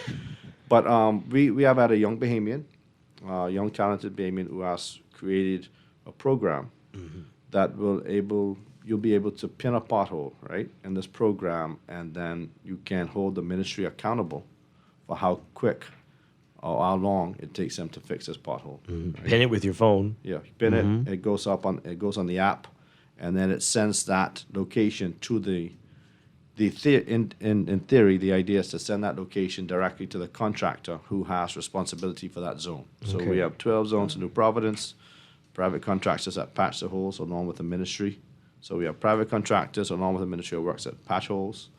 And then, you know, we're also looking at some new technology that would patch holes much quicker. You know, they have a truck in Ohio and in parts of Texas that can patch 100 potholes a day with one person driving the truck. Oh, wow. So we have already explored that, and we should, in the next few months to a year, we should be able to procure one of those. And it's just one person with a joystick, and you don't even have to get out the truck. Okay. Wow. So I think that's how, right? So you just can't continue to do the same thing over and over and expect. You know, we get a lot more rain now, so more potholes. The roads are getting older every year. And it feels like there's more heavy equipment than ever before. There's more heavy equipment. So we got all these challenges. And if we continue to still, you know, no matter who's the minister, what government's in power, still say, okay, we can hire pothole, you'll always have challenges, right? So now with these other means of fixing issues, I think that you know the persons on the road will definitely see an improvement.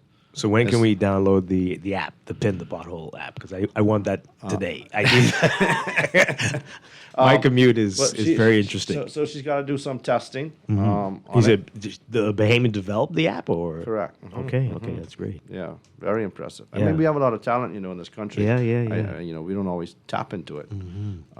But so, I mean, I think it's a model of another app because they have one in the UK or somewhere, but it's very so it'll be very similar. So basically, she used some of the data there and developed something that's tailored to the not just New Providence, but the Bahamas in general. Excellent. All right, so I have a concern about what is used to fill in the pothole. It feels like, I don't know if it's the material is not the same as the road, and after a few more rains, it reopens quite often. What's being done about that? No, I don't think challenge. So you got to look at roads as fabric. Okay. Right? Road is like a fabric. Once you have a cut in your clothing. Even though you patch it, that's still the weakest spot on your clothes. Right. So eventually, sometimes if it tears again, it will tear in that same spot. So that's in theory, that's what it is. So once you lay down a road, you're basically laying down asphalt, but it's similar to a fabric, so it blends together. Right. So once a pothole develops, even though you keep patching with the same material, when it rains, the rain's going to find the weakest point, and that's where. Yeah. So it isn't the material; it's basically, So you gotta find different ways. We've tested out a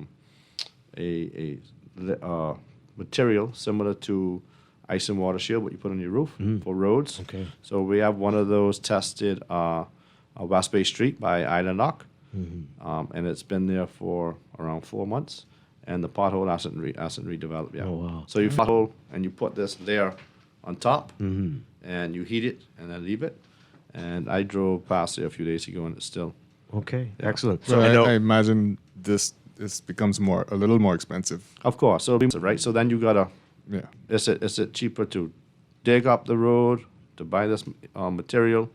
So all of that you have to work out. I know a few years back we had some works officials here, and they were talking about cement. Is that a possibility? I know they were exploring it, but is that a possibility to fill it? I don't think so, because then the area around that becomes a challenge. Yeah. Concrete works different than asphalt. Yeah. Concrete is more of a solid material once it's dry, and then when you go to repair the road, then you got challenges. Right. I can imagine. You can't mill the road, because then you have that concrete there. So. All right, so I know you just said a lot of roads are being paved. We see that. Yeah, we're paving. I mean, not just through Providence. I mean, across the country, we have over half $500 million worth of road works. I mean, from South Andros to North Andros to Abaco to Eleuthera to Cat Island and San Salvador, and so we're paving across the Family Islands, Barry Islands, Bimini. So it's a lot of work. Yeah. A lot of work that's going on. Family Island development is really taking off. All right, so back here though, we've got a texter who keeps texting about Shirley Street. And he said this is especially how busy it is and how many tourists see it, and it's in a disgraceful state, his words, but it is rough. Yeah. What's happening there? Why haven't we gotten to Shirley Street yet? Well, Shirley Street is on the work order. If you notice, there was a trench that Cable Bahamas said to. They want to do some work there, so it didn't make sense to pave the road when they had to lay some cable there. So I think the work is complete. So I do know it's on the work order. It's one of those jobs you do in the night, in the evening. Yeah. If you notice, we paved the east side, the east part of Shirley Street, right, all the way to the east, and then that part we had to wait until the work was completed. So the work's done, and I have to drive that road every day going to work too, right? Boy. So how challenging is it with the hospitals there and stuff? I mean, in regards to paving it, you say you have to do it at we'll night? pave it at night, because I mean it's a high traffic at night. I mean, and they've been paving for a long time, so they should know how to manage road traffic and hospitals and all of that. Yeah. Is there a timeline for Shirley Street? In the month of April. Okay. Yeah, All in the right. month of Excellent. April, Excellent. The other one, Eastern Road. Eastern Road, once you get past Fox Hill, you've fallen into an abyss, it seems. Right. Any idea what's happening there? Is it just because they're in St. Anne's, or is it no punishment to the? No, we don't do that. Okay. I mean, you still have voters who vote in other areas that still have to drive the same roads. That right? is true. That is So true. I mean, no, I know that's one of the areas that I don't have a timeline on that, but I do know that it's one of those areas that's been raised, and we're looking at paving that as well. Okay. All right. We've got to take a break for news. When we come back, a whole lot more to get to as we talk to Clay Sweeting, the Minister for Works and Family Island Affairs. This is Morning Blend. We're going to take this into business when we get back. Stay with us here on Guardian Radio 96.9.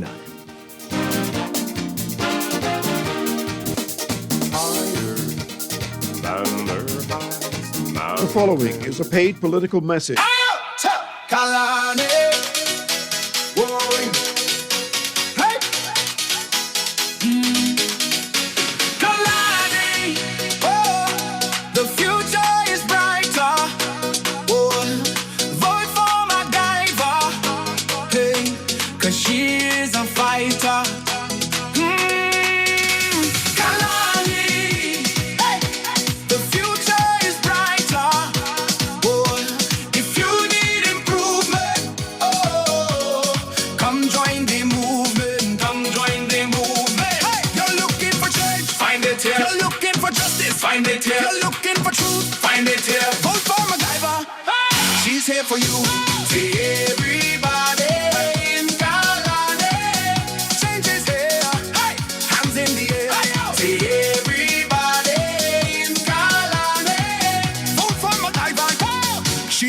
fighter.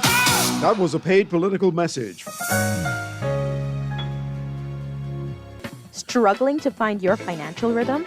Make that move to Fidelity and let us help you orchestrate your financial goals into perfect harmony with free financial coaching sessions. Move today. Call 356-7764. Fidelity, we're good for you.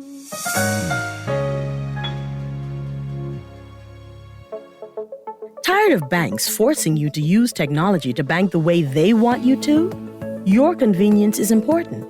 So no matter what your banking needs, Commonwealth Bank's friendly staff are always available in branch for that personal one-on-one service. But when you choose technology, our online and mobile banking app offers you state-of-the-art functionality. The choice is yours.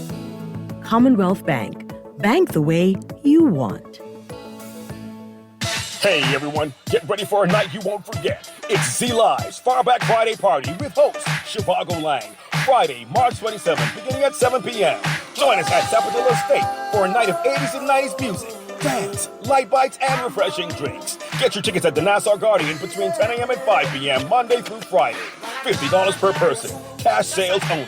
It's Z-Live's Far Back Friday Party.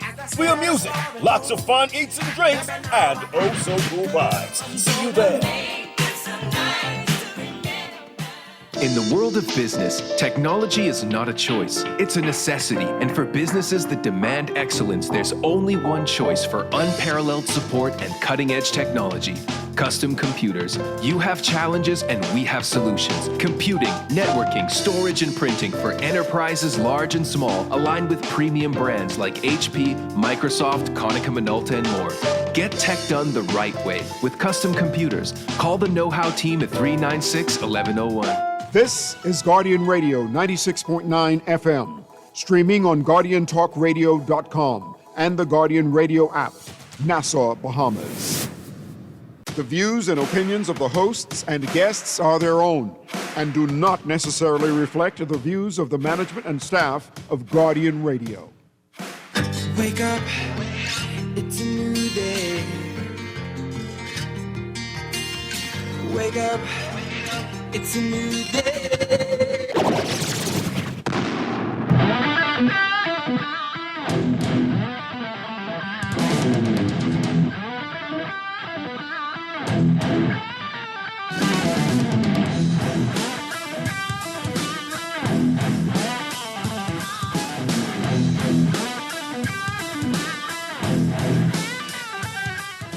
Good morning and welcome to Morning Blend Business on this Wednesday, March 25th, 2026. Welcome back to our Morning Blend listeners. Once again, I'm Dwight Strachan with Chester Robards. We are talking with Clay Sweeting, the Minister for Works and Family Island Affairs, having a great discussion this morning. All right, so we were talking about paving roads before we went. We got a texter asking about Western New Providence and Old Fort Bay near the roundabouts. When will somebody address the challenges out there? They're saying it's really bad by the two roundabouts. Well, I'll make sure that we have somebody look at it. I don't know offhand the schedule for that area, but I'll ensure that I know where she's speaking about. Mm-hmm. Okay. Go ahead. All right. So back to potholes when they're filled. We've noticed it sometimes. You're obsessed with potholes. I wish I weren't. Sometimes it's nice and level, but sometimes it's higher, sometimes lower than the road. Is there a standard? Does it depend on the company? I know you mentioned there are many different contractors, Right. but I mean the proper way. I don't think I was going to have to do instruction. But I mean the proper way is for it to be filled a little bit higher than the road, because eventually, through traffic, it compacts, and so, that's okay, but not a speed bump though. No, shouldn't be that no, high. it shouldn't be. All right, so who's responsible for traffic lights, for street lighting? We'll get to traffic lights and street lighting. We've got a lot of issues. We've got every morning I see East-West Highway. We've got some issues. Tawny Williams Darling Highway. Sometimes people talking about Milo Butler. Right. So that would fall under BPL. That is BPL. Wow. Okay. And is it BPL or is it Bahamas Grid now with that one? But they're the ones responsible for it. Yeah, BPL. Yeah, BPL is still responsible for street lights. Okay. Traffic lights. Yeah, Who's responsible for that? Ministry of Works. Ministry of Works. Do we have properly timed traffic lights? We do. I mean, we have the system. I think is 90% complete. That's tailored to the traffic lights. One of the main challenges we have is motorists running into them. Right. You know, I mean, the amount of money that the Ministry of Works spends every year in regards to damaged traffic lights, or sometimes they run into the control boxes. Sure, Prince Charles Drive must be the worst. yeah, it's one of the worst. Yeah. So one of the control boxes that control the traffic lights, or persons, you know, messing with the boxes and tampering with them, or stealing wires. Yeah. Wow. So I mean, for what reason? Well, I don't know. But I mean, we do have a challenge with that. So we have been reinforcing the traffic light control boxes throughout New Providence. So we've had to start to do that as well.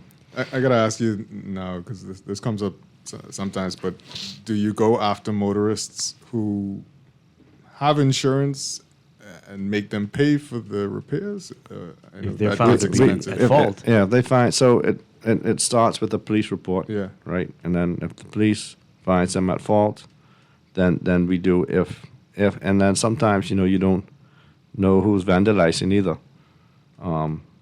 You know, so hit and run stuff like that. So if we do, then with the insurance company would usually cover the cost. Can you say how much success you've had with that? No, I wouldn't know. Wouldn't know offhand. Do you know how much you spend annually fixing things that destroy? Well, it's in the hundreds of thousands of dollars sometimes. Because traffic lights are expensive. Yeah, right? imagine. And not only that, these are not regular traffic lights. You know, we've put them into a system that's controlled and monitored remotely. So, you know, it's not just a light that goes up. So it's a lot of technology involved in those as well. Is CCTV helping to, whenever you see an accident, to help to identify who? Yeah, we have utilized CCTV to identify. We have on a few occasions. Yeah. So are any of the lights on generators in case of outages? No. No. And I suggest Marathon be on one. That place is bedlam when the light go out. All right, so with the timing issue, some mornings every single light catches me. And I'm like, this is impossible. just you, this is impossible. Especially on Prince Charles Drive. Are they on a timer? Does it measure the which direction has the most traffic so that it can make adjustments, or where are we at with that? No. Some we have one or two of those that do measure the traffic, but for the most part they're on timing sequences. You know, it just measures when you leave the house. You know, I mean, when I go to the U.S., sometimes I can tell you a traffic light right there on Sheridan, right? Yeah. That light. You'll be there for 3 minutes. Maybe 5. I'm telling you. Yeah. So I mean, it's not unique. To the Bahamas. Okay. All right. So, getting into a little bit of politics, we have candidates making videos claiming they are responsible for paving this road or fixing this park. Yeah. How is that? What are we to make of that? I don't know. It's been quite interesting. You know, I think some on your side doing that too. I mean, but how and why? I don't know. Road paving has become, a way to get votes. Looks like. My goodness. I don't know. I've seen candidates, and I mean, if it's been continuous work or something like that. I mean, to highlight the work you've done in the constituency, I really don't see an issue with that. But is it possible for a citizen to get a road paved? No, that's I was very, very amused, I guess, to see. I mean, maybe it might be claim to fame. I don't know. But no, a citizen can't pave a road. The Ministry of Works has a responsibility for all public roads throughout the country. And you can't. Well, even a company cannot dig a trench without getting. Well, they shouldn't. Right. I mean, they can be fined up to $10,000 if they dig a trench, whether it's a citizen or a company digging a trench without approval from the Ministry of Works. So, I mean, really, they shouldn't. So, I mean, you shouldn't believe them when they say that. But they didn't pave the road. Right.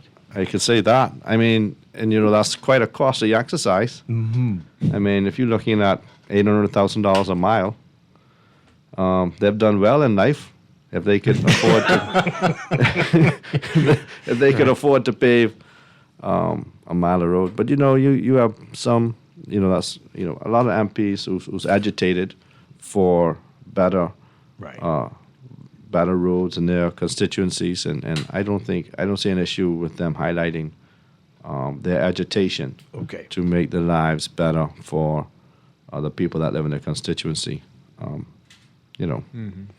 And if people want to say that they agitated, whether they spoke with me or not, or spoke with, I've seen a lot of that too. So right. And I didn't even know what they're talking about. My goodness. All right. So look what I did. I agitated for the Ministry of Works to do what they do. So you should do a video. Yeah. You should do a video. This is Dwight. And I'm agitating for, I think so. No, I mean, after it's done, you find something that you agitated for. Yeah. Once it's fixed, you go do a video and say, look, that's a good idea. I made it happen. He's responsible for 242 Day, but he don't take credit for it anymore. Wow. All right. So that's good that you cleared that up, Minister. I appreciate that. All right. So I have a serious. Before we leave roads, if you're not leaving roads. No, not leaving roads yet. Oh, okay. Yeah. Just Gladstone Road, any update on what might be going on there? So we've finalized all the prep work. We've met with all the companies. There's only one challenge there where an individual's home is in, but we will put that out for RFP. I've always said that once we finalize the work, it's up to government funding, right? Because that would be quite an extensive project, whether it's through a PPP or government subsidized program. So you should see that shortly. So we finalize all the work that needs to be done, all the engineering, all the civil design, everything. We've met with companies on the road to ensure that they have proper access to their businesses. Yeah. So all of that is completed.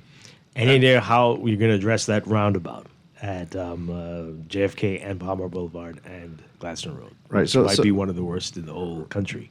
Yeah. So they got it's quite extensive on how they're going to do it. I'll have to bring the plan to show you. It's easier to show you than to tell you. Yeah. To explain it. While he's talking about it, and because he wants to take credit for this if it ever happens, but are there any considerations? I think we had this answer before. Considerations about overpasses on this island to relieve traffic? I actually think that's the only way that one could ever. Cloverleaf type or no. We have. So we've had traffic studies done, and we have recommendations completed for areas in New Providence. If you've seen in Barbados, the Prime Minister just announced that they will start overpasses in a month or two. Okay. And in 18 months to 2 years. 2 years they'll have overpasses in Barbados for the first time. Excellent. Right. So we have completed some recommendations for that, and I agree with you. I think that the only way to loosen up some of the traffic is you can't make it some areas you can't widen the road any more than what it is now. Right. So So it's possible that that might be the solution for Gladstone Road. I don't think that was an original plan. I don't know, but it might be a possibility. I can't say that it wouldn't or not once we get there and we start to look at how to manage the traffic there. But that is one of the bottlenecks. It's a nightmare. I just want to agitate for the extension of that little turn onto JFK from Tonic Williams, Darling. The little side turn that there's a corner and you have to crane your neck to see if any cars are coming. For that to be extended and become a merging lane. Where he's talking about Prospect Ridge. Yeah. And that one. lots of accidents there too. And You're people right. are coming You're around. right. Yeah, it's confusion there. All right, so something strange has happened, and it's Soldier Road North. There are these markings now. What's it about, and why?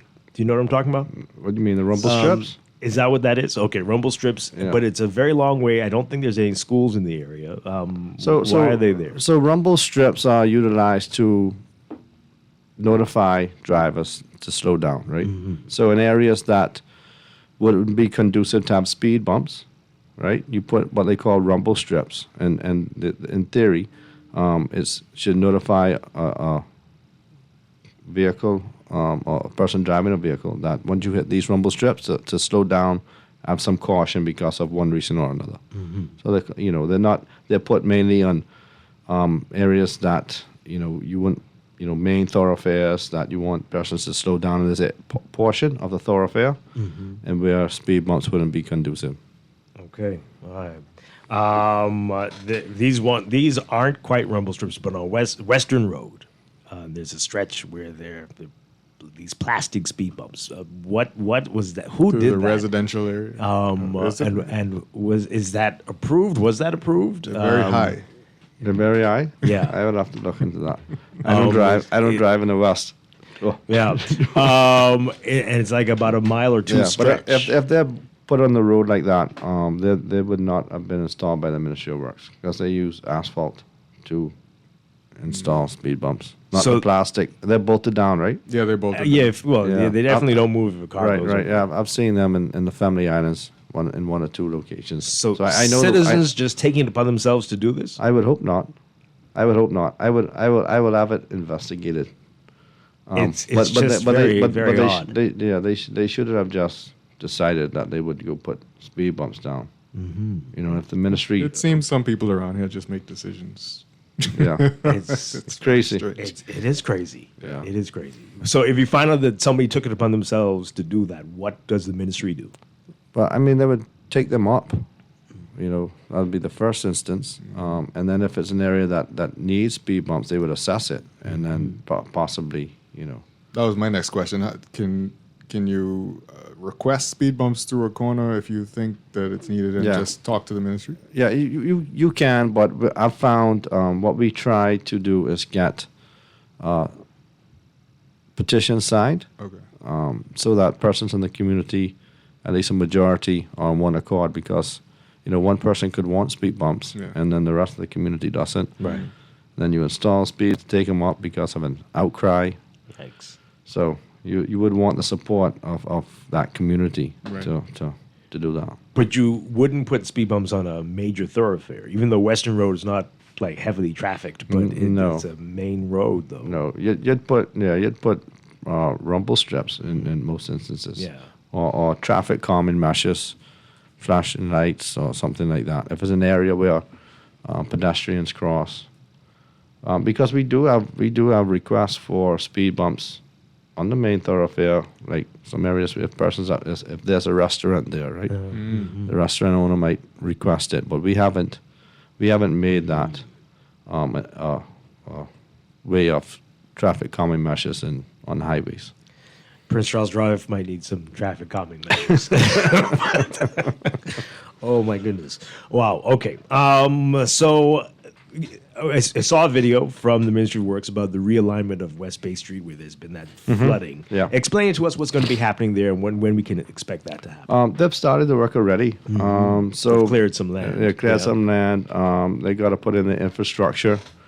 But what's happening there is the road would be it'll be cut straight where you see the land's already cleared. That's where the roadway would be, and then the government swapped land with the owners who own that property. Okay. And then actually the government got much more land than what was provided to the owner. And then so also it'll be a parking area, so persons who want to utilize the beach, there will have more access to be able to get there. So yeah. And then you eradicate the flooding area. I don't know if you ever seen like videos and photos. Cars scary, underwater. actually. Yeah, it's scary. Yeah. Yeah, it's a big basin there. So what will happen? I think there's a property, maybe one or two. How will they access it? And is it likely that the area where the road was will become wetland? I mean, what are we expecting it to be? Well, I mean, it would be up to the individual or the company who we swap land with on what they would want to use it for. I mean, it wouldn't be government land anymore because the government will now have ownership of where the new road location is.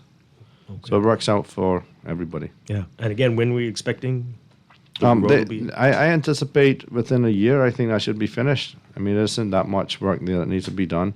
And they are paying for, so the government would only be supplying $500,000 towards the new road as well. So the landowner is paying for the new road and all the infrastructure and the water pipes and all of that. So, the government only providing $500,000 towards the project. Okay. All right. People, now we started the floodgates. People complain about where there are the speed bumps and where there should not be speed bumps. So See, that's what I'm telling you. See what I'm saying?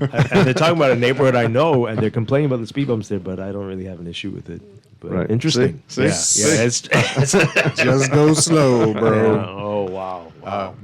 You were on just recently talking about Pinewood and the flooding issues there. Let's Yeah. talk about Pinewood. So, yeah, that's exciting. So, the Ministry of Works has completed a comprehensive flood mitigation plan for New Providence. We have the hot spots identified. So, we have a full digitized map to show you where these areas are.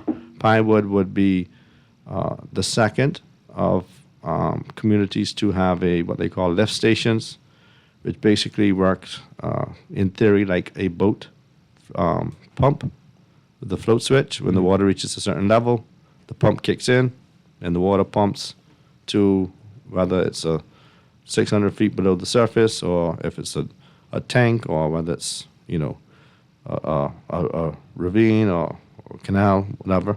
In Coral Harbor, that would be one of the meshes utilized for the drainage program there.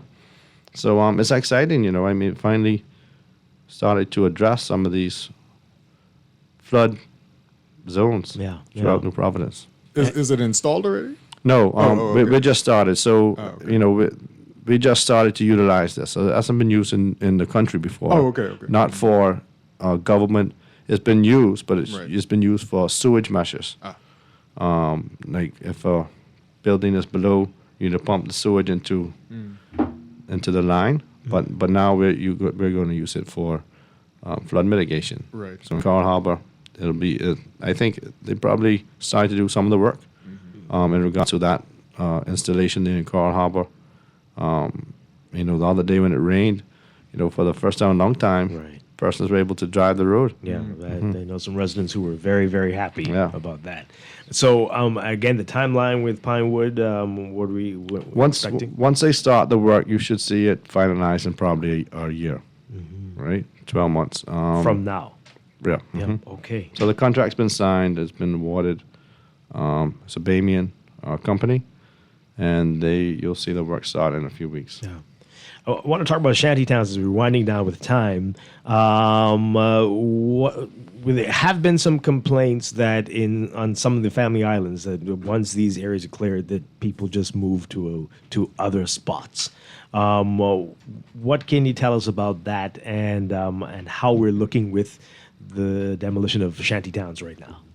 Yeah, so we have demolished over 700 structures throughout the country.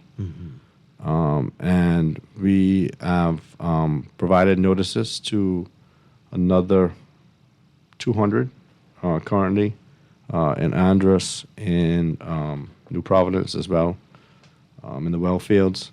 So we'll continue. I mean, we've done a lot of work, and this administration has been the first to really take this bull by the horns and to really deal with it. You've seen a lot of Bahamians complain as well in regards to having to get permits to build structures, and then some people get to do what they feel like.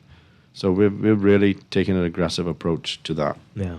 So, but people coming back and moving to another area, are you seeing much of that, or is it once we clear this, the folks find alternative housing? What do we see? I think sometimes you'll find that. I mean, we're not naive to think that won't happen, right? But it sends a clear message and a clear indication that we're not going to allow persons to build without permits and on a property that doesn't belong to them. So it sends a clear message, and eventually, we would hope that persons who are doing so would stop or slow down, to say the least. Right. Because they're spending their own money to build these structures, right? Yeah. So eventually they say, man, it ain't making sense. I got to ask you, because we were almost called to a press conference about the Glass Window Bridge, but what's the update on that? No, I think we are supposed to be signing the contract on Monday for the prep work. So I think you should get an invitation on Monday. We should sign that contract for the prep work on that. Oh, right. Yeah. Dwight, also I want to, the guy in charge of civils messaged me in regards to Western Road. They are a pilot program from the ministry called, and they are speed cushions. They call Cushions? it speed cushions. That's not quite a word I'd use to describe them. I don't know. What are they testing those they're devices? testing those devices instead of speed bumps, I guess, for traffic calming measures. But again, why Western Road? I mean, as we said, it's a major thoroughfare. It's kind of because I think we've had a lot of accidents there, and we have a lot of complaints. So I assume they're trying to find different means that isn't us. So it is, the Ministry of Works is a part of this. It is a pilot program. Correct. Okay. And it doesn't hurt that some big money houses on that little strip. Well, a cushion, maybe if they could add a little bit of... Those things are high like the ramps we used to build for our bikes. Well, if we were a little softer. Okay, so we're running out of time, but I got to ask you about the local government. They were requested by the residents. They were requested by the residents. I'm sure they were. Yeah, if the impact could be a little softer, maybe it'd be acceptable. And there's so many. It's like you go over one, then you go over another. And then, the pilot program might not work out, So, I mean... Maybe there's a little more space between them. Maybe. So I think one of the last times you were here, we were talking about local government, the program that you did in the Family Islands, where they were expanding what they're responsible for. So give us an update on that. How has that been going? Right. So we finalized the act since the last time I've been here, if I remember correctly, and they have started in the provisions to raise funding. So they started to create the accounts and what needs to be done with the Ministry of Finance regulations to ensure that they are in compliance with what needs to get done in regard to raising money and being held accountable for the funding that they raise for the community. So we're making good strides there. This is the 30th year anniversary of local government, and we're celebrating that with the administrators and local councils throughout the country. Okay. All right. So any closer to seeing how this is going to play? You know where this is going. I could have asked that question from when I started. When will New Providence finally be anywhere closer to something looking like local government? Yeah. I mean, my response stays the same as the last time. I still believe that it's, a lot of people sometimes ask or want for something that might not necessarily be in the best interest of. We have a lot of MPs complaining now, or candidates saying that their constituency is the largest constituency. They have 6,000 voters. You can imagine local government with 40,000 persons. So it depends, and if it's how the model that wants to be utilized. I still think that we need to see the best version of local government in the Family Islands.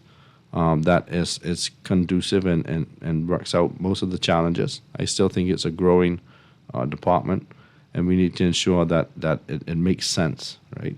Not just because there's an agitation for something means that it would work properly. I mean, when you look at local government, right, in New Providence, what would you want them responsible for? Because then, we spoke about Ministry of Works all morning, right, in regards to road paving. A lot of it would be what the Ministry of Works does. Exactly. So then the technical people who you need to pave roads or ensure that road markings are done correctly, or we put speed bumps or speed cushions in the right locations, or that traffic management is done correctly, right? That is by specialized technical individuals, not by ministers or permanent secretaries or persons that live in the community. These are trained professionals that make recommendations on all of this stuff, right? So, I mean, do you envision 6 mini Ministry of Works in New Providence? It could work. It could work. And there could be more opportunities. We're going to have a full show on this. I want you to come back for that one. But it could. Who knows? All right. So I know the ministry doesn't have much to say about what's happening with Grand Bahama and Freeport.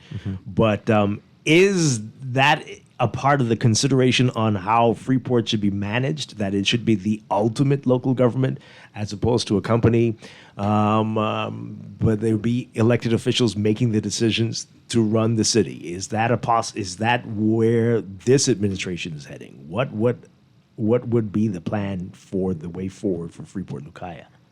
Well, I mean, in regards to, how they have local government in Grand Bahama as well, They do. So they have but they're not making the big decisions for the city. They have the port. They have central government. Mm-hmm. You have local government. So you have all of these different organizations or that manage different components. So the reality, local government in Freeport really doesn't have the responsibility as they do in other areas. Mm-hmm. So it's a lot different there than other families. And then the eastern side of East Grand Bahama, right, where local government has more autonomy to do what they need to do. Mm-hmm. You know. Well, I'm asking. I mean, should that change? Should it be a different model? Well, I think the Prime Minister was really clear on his vision for Grand Bahama, and that Grand Bahamians should play a role on how Grand Bahama is governed, and the port's responsibility to the government, and that the government really does have say, in the findings. You'll see that. So that's the vision. The Prime Minister was very clear. The Progressive Liberal Party was very clear on their stance on governance in Grand Bahama. I feel like we're saying the same thing. Yeah. That the people should have a say. They should. I mean, and as elected members to a mayor of Freeport or a council that runs the city, and answerable to the people. But I think we're saying it with different words. Okay. Maybe. So we're gonna have to have you back to talk about your Yeah. constituency, Central and South of Luther. I was hoping we could spend some more time on that. We can spend any time The next time we'll do that one. Get registered. Central and South of Luther, get registered. Bahamians, get registered. And vote for Clay. Hey. So next time you're on, we're going to talk about it, and we know we don't have much time for that, as it's probably just months, weeks away. But thank you so much for being here. Answered a lot of great questions this morning. Yeah. Clay Sweeting, always a pleasure to have you on the show. Thank you. Appreciate you. Thanks a lot. All right, we got to take a break. This is Morning Blend Business on Guardian Radio 96.9. Stay with us.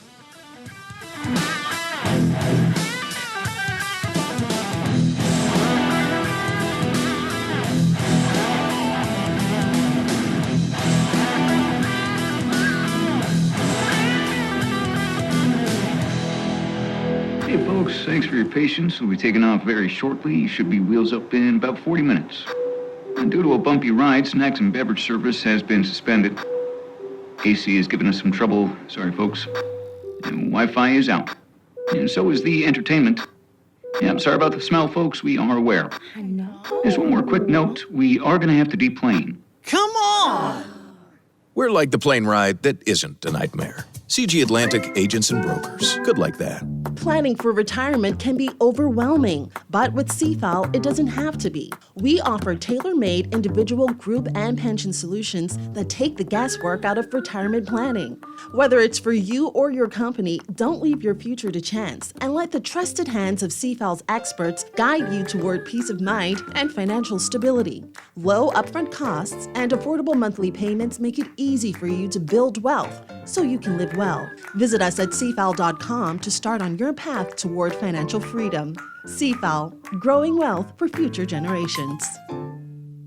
It's a milestone celebration at Nassau Tile. Join us March 23rd through the 28th for our 96th anniversary sale. We're celebrating with 20% off store-wide. Plus, get 25% off select wood look and large format porcelain and 30% off select 24 by 24 tiles. Visit our showroom on Dodgewell Street or call 322-2100. For every space, for every style, think Nassau Tile. Put more money back in your pocket with the Fidelity Debt Consolidation Loan. Why pay more when you can pay less? Reduce your monthly debt payments down to one low, easy payment. Apply for a Fidelity Debt Consolidation loan today. Call 356-7764. Fidelity, we're good for you.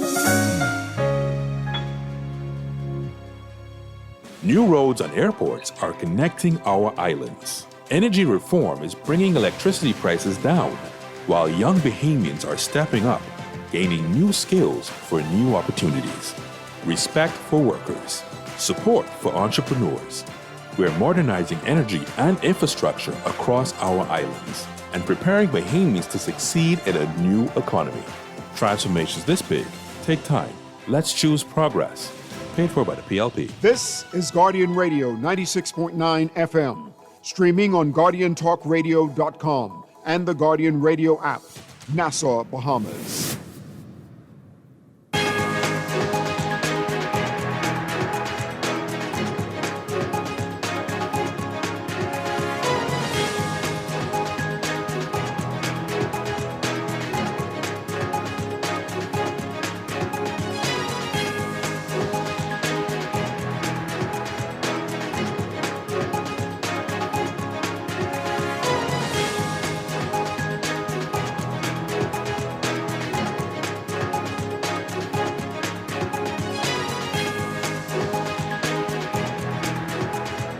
It is time for your morning business report brought to you by CFAL. Senator Barry Griffin telling Guardian Business that amid growing trade concerns connected to global geopolitical instability exacerbated by the U.S.-Israel war against Iran in the Middle East, Bahamas is continuing to identify diversified trade partners in order to begin lowering the cost of living in this country. Griffin, who was Bahamas Trade Commission's chairman, revealing sometime last year that regional trade was low-hanging fruit for the country, which trades interregionally far less than its Caribbean counterparts. Griffin said regional trade is still a critical pillar of the government's diversification strategy, and he's seen encouraging movement in that direction. More on that story in today's Guardian Business section.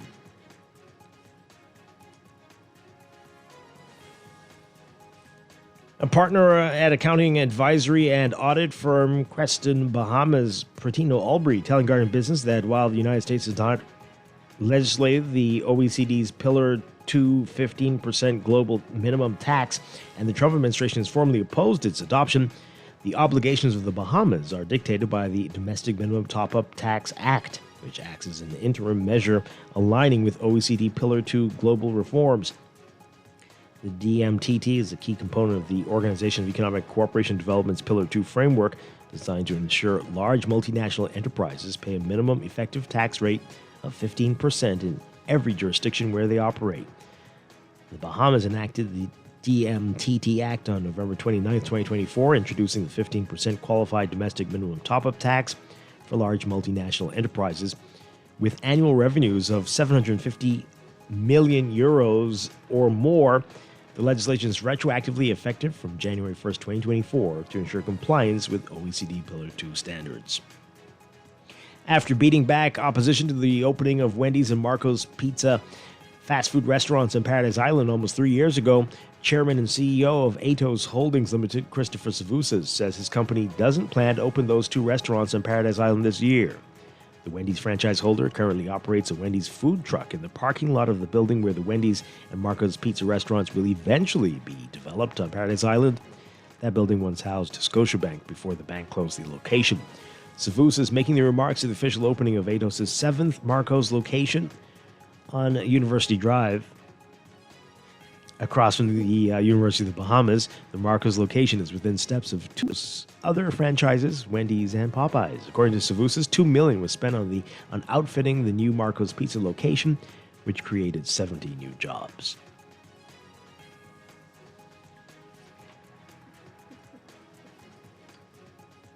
Overseas, hope for a possible end to the war in Iran is taking over again on Wall Street as stocks are back to jumping as oil prices ease. The S&P 500 rose 1% early today, the latest flip-flop coming after the U.S. delivered a plan to Iran to pause the war.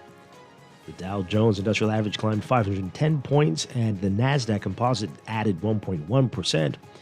The price for a barrel of Brent crude fell almost 5% to just under $95 on hopes that a countdown could allow oil and natural gas to flow more freely out of the Persian Gulf.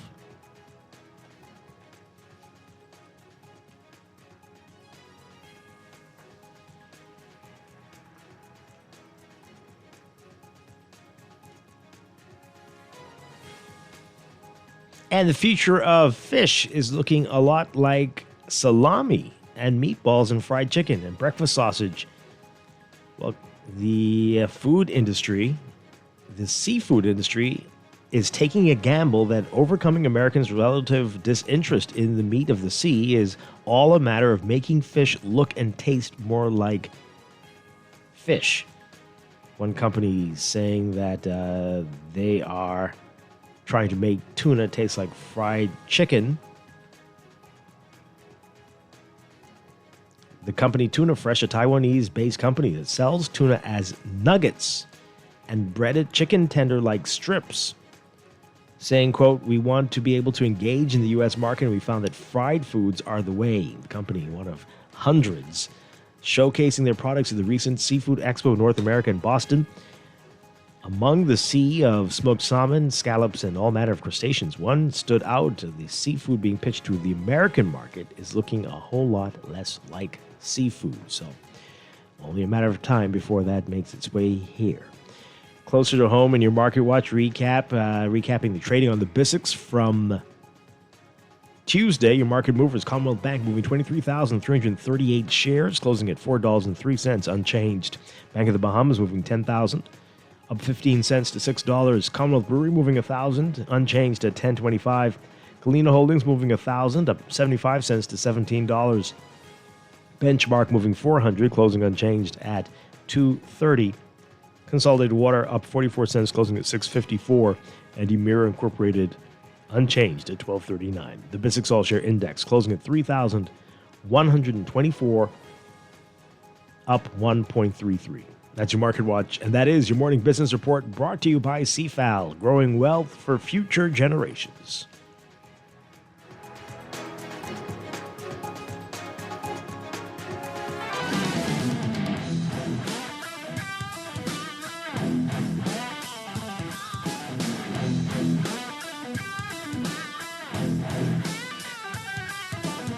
Welcome back to Morning Blend on Guardian Radio 96.9. Morning Blend Business with you. Dwight Strachan with Chester Robards. All right, we got a few of your text messages. We didn't have time to take any calls because the minister is, we had a very short window and he's catching a flight.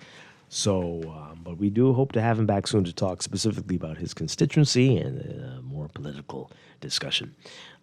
Very soon, as we know. The time is... Just want to clarify. Time is short. Since you read my story, that it's not the 7th Marcos location on Thompson Boulevard. It's the 7th Marcos location. Did it sound like that's what I was saying? That's how I'm not infallible. That's how you wrote it? That's how I wrote it. But I looked at you because you have it as Thompson Boulevard. That is... I put University Drive. And someone changed it? An editor here changed your story? Wow. Well, that's very interesting.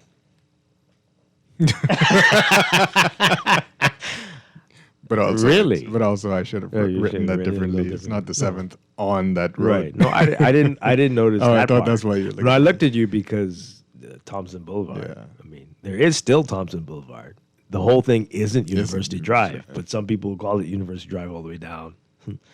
Wait, where does it change? I couldn't tell you. Okay. But I think it's at the Sports Center, right? Once you get past... But Sports Center, right? Once you get past the Sports Center, it is no longer University Drive. Thompson Drive again. Thompson Boulevard again. Right. So from the Sports Center up to the roundabout here, right? There by us. University Drive. That's University Drive. And the same thing with Tawny Williams Darling Highway. There's a part where it's no longer that, and it goes back to Harold Road. But nobody seems to know. And there are signs contradicting that. So, we got chaos on the streets. So call it whatever you want, it seems. But who did that? Who changed it? Oh, I don't know. We love the old ways. Okay. Couple stories in the news. I want to read some of the text messages we got based on the interview with Minister Clay Sweeting. one person with concerns about overpasses. Oh. In the same text about overpasses, because we know what happens in the U.S. Under the overpass in the U.S. Oh, right, is the capital of Bum City. Yes. And they're very concerned about homelessness under an overpass here. Well, it doesn't have to be like that, right? I'm sure if It we can are- be controlled. It can be controlled. Obviously, in some other places, the places you're looking at, they like it like that. Mm-hmm. But it doesn't have to be like that. But in the same text, they're asking about when are we going to do bridges to the Family Islands. I mean, I personally, if I had $1 billion, would build a bridge to That's Eleuthero. not enough money. But you mean when you were a child, you were thinking that, and $1 billion might have worked then, but not today. Not today. But I just think it's very ironic that you have concerns about overpasses on your Providence, but you would be prepared to build bridges, literal bridges to Family Islands that are not as close to each other as you think, over some often treacherous water with some very poorly maintained vehicles You could get that to you Eleuthero. know are going to break down 6 miles in on the bridge, and you could still get have to 10 Eleuthero. miles. You could get to Eleuthero. That might be the only one. That's that That from might New be Providence, the yeah. only- right. That's And then actually the only you'd need to use those little keys that. Oh, that's the only right? way. That's Just the only like way. the Florida Keys bridge. Right. You can't just go from east end of New Yeah, no, Providence no. to. Nobody's saying no. That's madness. But again, somebody's little march is gonna break down 3 miles in, block up the whole bridge.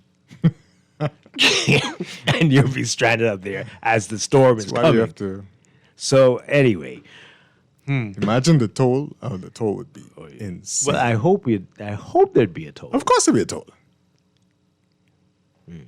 But I'm glad you brought it up about the overpass, because I really can't see any way that you could manage traffic at Glaston Road without overpasses.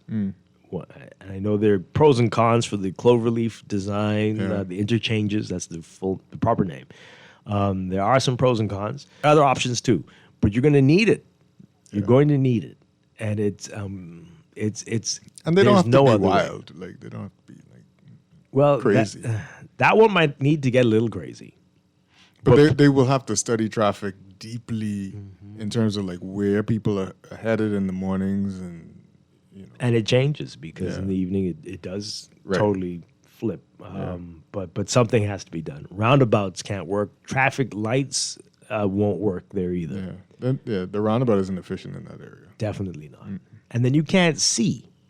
If you are heading, if you're heading north, you just can't see. You can't tell which direction the person heading west is going. They admitted that they made a mistake with that roundabout. So Who did? And the when? ministry I mean, works. Oh, really? They did. They said they put it in the wrong place. It definitely is. Yeah. The wrong So if place. you headed west on JFK, you almost don't have to stop. The traffic. It's almost like how the roundabouts on Bay Street is. Those are horrible. On one side, on the side heading east, you don't have to stop. It's not a roundabout. Right. I mean, it passes a roundabout. Yeah, no, it's really weird. Yeah. And then knowing that we have so many different types of roundabouts here, it gets confusing. Yeah. It really does. Do we have the most roundabouts per capita in the world? We should. I would think. It's possible. It's quite possible. We should be in the Guinness Book for that. My goodness. Okay, so I mean, I almost feel guilty doing this. Why? I don't know. But I. Did you hear the news at 8:00? Did you hear? I told you to stay tuned to hear the news. You'd get the details on the country's latest murder. And we heard in the news the country's latest murder victim was outside his home. Was he fixing a car or something? And then Under the car, yeah. somebody pulled up and shot him. As you heard, the person was being electronically monitored. For a serious crime.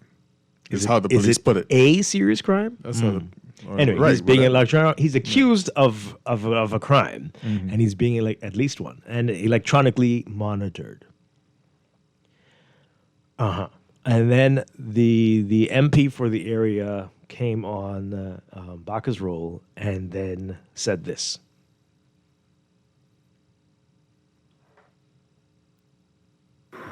This is our boy. This is me. He's one of us.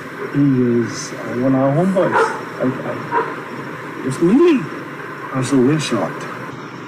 He has grown up in this community, but everybody should just kind of know him, and so this tears us apart. He's one of us, and for something like this to come and happen, this is not South Beach. This area is known as Quiet South Beach. We have a lot of retirees in this area. Most of these homes in this particular area has been built in the 70s. So this has come as a great shock for us in this community. But we will support the Gray family. This is our family. We will do our endeavor to ensure that justice is served. Okay. Okay.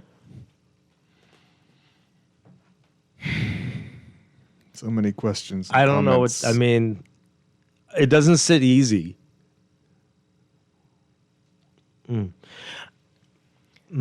I don't know what to make of it. There's a lot to be made of it. I don't know what he's being electronically monitored for. Right? I don't understand why people would want to murder this person. Right? What? No, but I don't know the details of his life. You personally don't know. Right. Right. Okay. But the MP is making it sound like he's a saint? Again, part of this not my good child. I don't know what it is. I don't know. And it shocked me when I heard it on the news. And I wonder if it shocked anybody else to hear the MP shocked speak. many of us. Speak this way. I mean, I know people who've been accused very well, accused of crimes, I guess, but to suggest that the community should be surprised by I wouldn't say certain things if something happened to them. Like, right, well, exactly. If I know somebody who, like you say, is accused of something, and then somebody retaliates or whatever the deal is in a quiet neighborhood, I don't come to that neighborhood and say, "This is a quiet neighborhood. Why would this happen?" We know why it happened. At that time, when that person with the ankle bracelet was standing behind me at the food truck that's outside, I was not in my most comfortable space. No, because I'm like, at any minute now, God knows that Accord could pull up and there could be a problem. But they say some strange things. Wow. This is not the neighborhood to do this. Okay.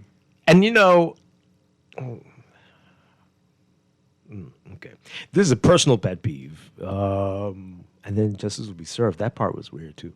But this, they do this in the States a lot, especially the Miami market. But, something happens and they talk to the neighbors. This is a quiet area. Nothing ever happens here. Like, okay, stop. Nothing happens until something happens. Exactly. So calm down. Calm down with that stuff. And it just because something happened doesn't mean it's going to be now every day. No. And people are always like, oh, he never did anything. He was just always this. He was just always that. It was like, that means he was doing it right. Whatever it was. You didn't know about it. It could be that. You didn't know about it. Somebody knew. Or he snapped. Or he snapped. You don't know. But that type of... Oh, boy. Did you have any issues or is it just us? I don't know.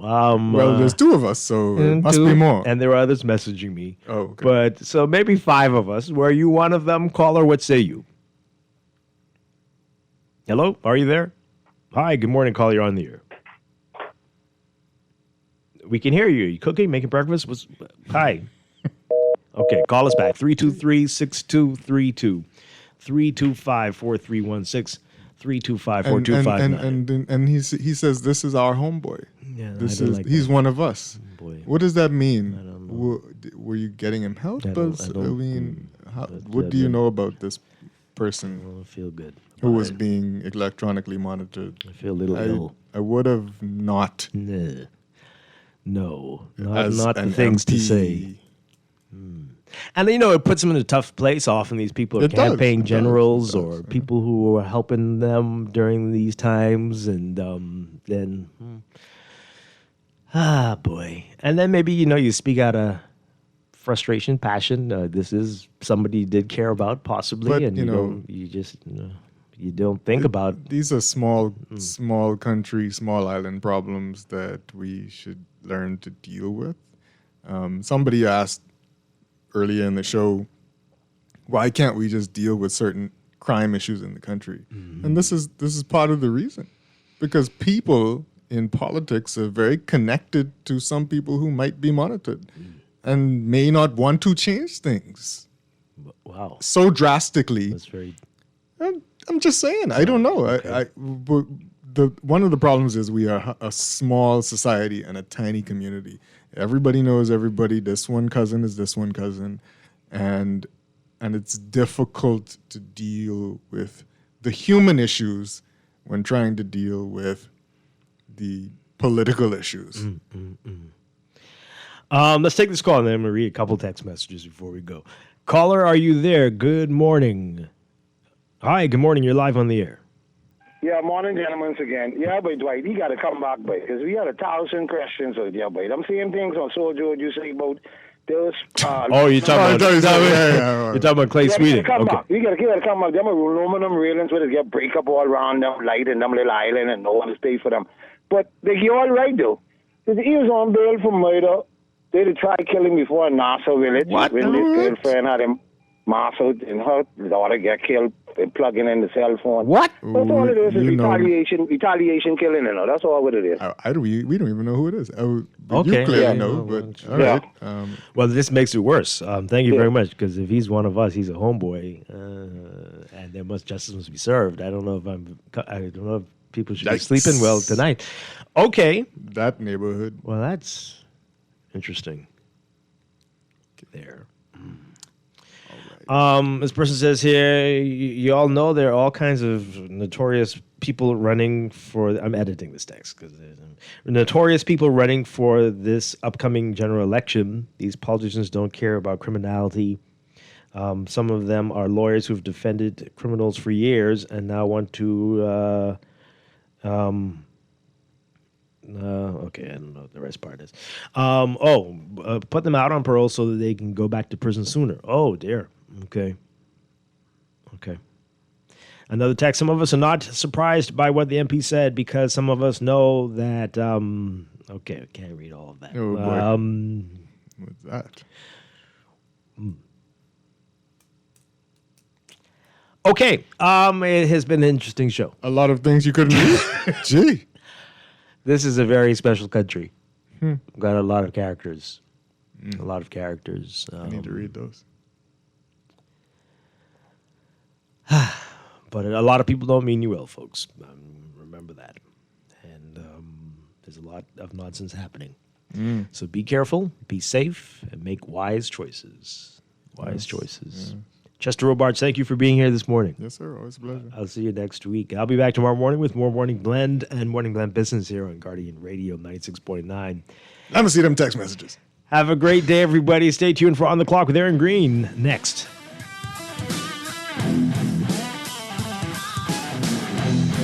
At CFAL, we understand that a secure future is the greatest gift you can give your employees. That's why our tailor-made group pension solutions are designed to fit the needs of both large and small companies. With CFAL, you can provide the retirement you and your employees deserve, ensuring peace of mind and financial stability for years to come. Join the many businesses that have already entrusted CFAL to create the right pension plan for their employees, and let us help you build a brighter future for your team. Visit us at cfal.com to get started on building wealth so you can live well. CFAL, growing wealth for future generations. This is Guardian Radio 96.9 FM, streaming on GuardianTalkRadio.com and the Guardian Radio app, Nassau, Bahamas.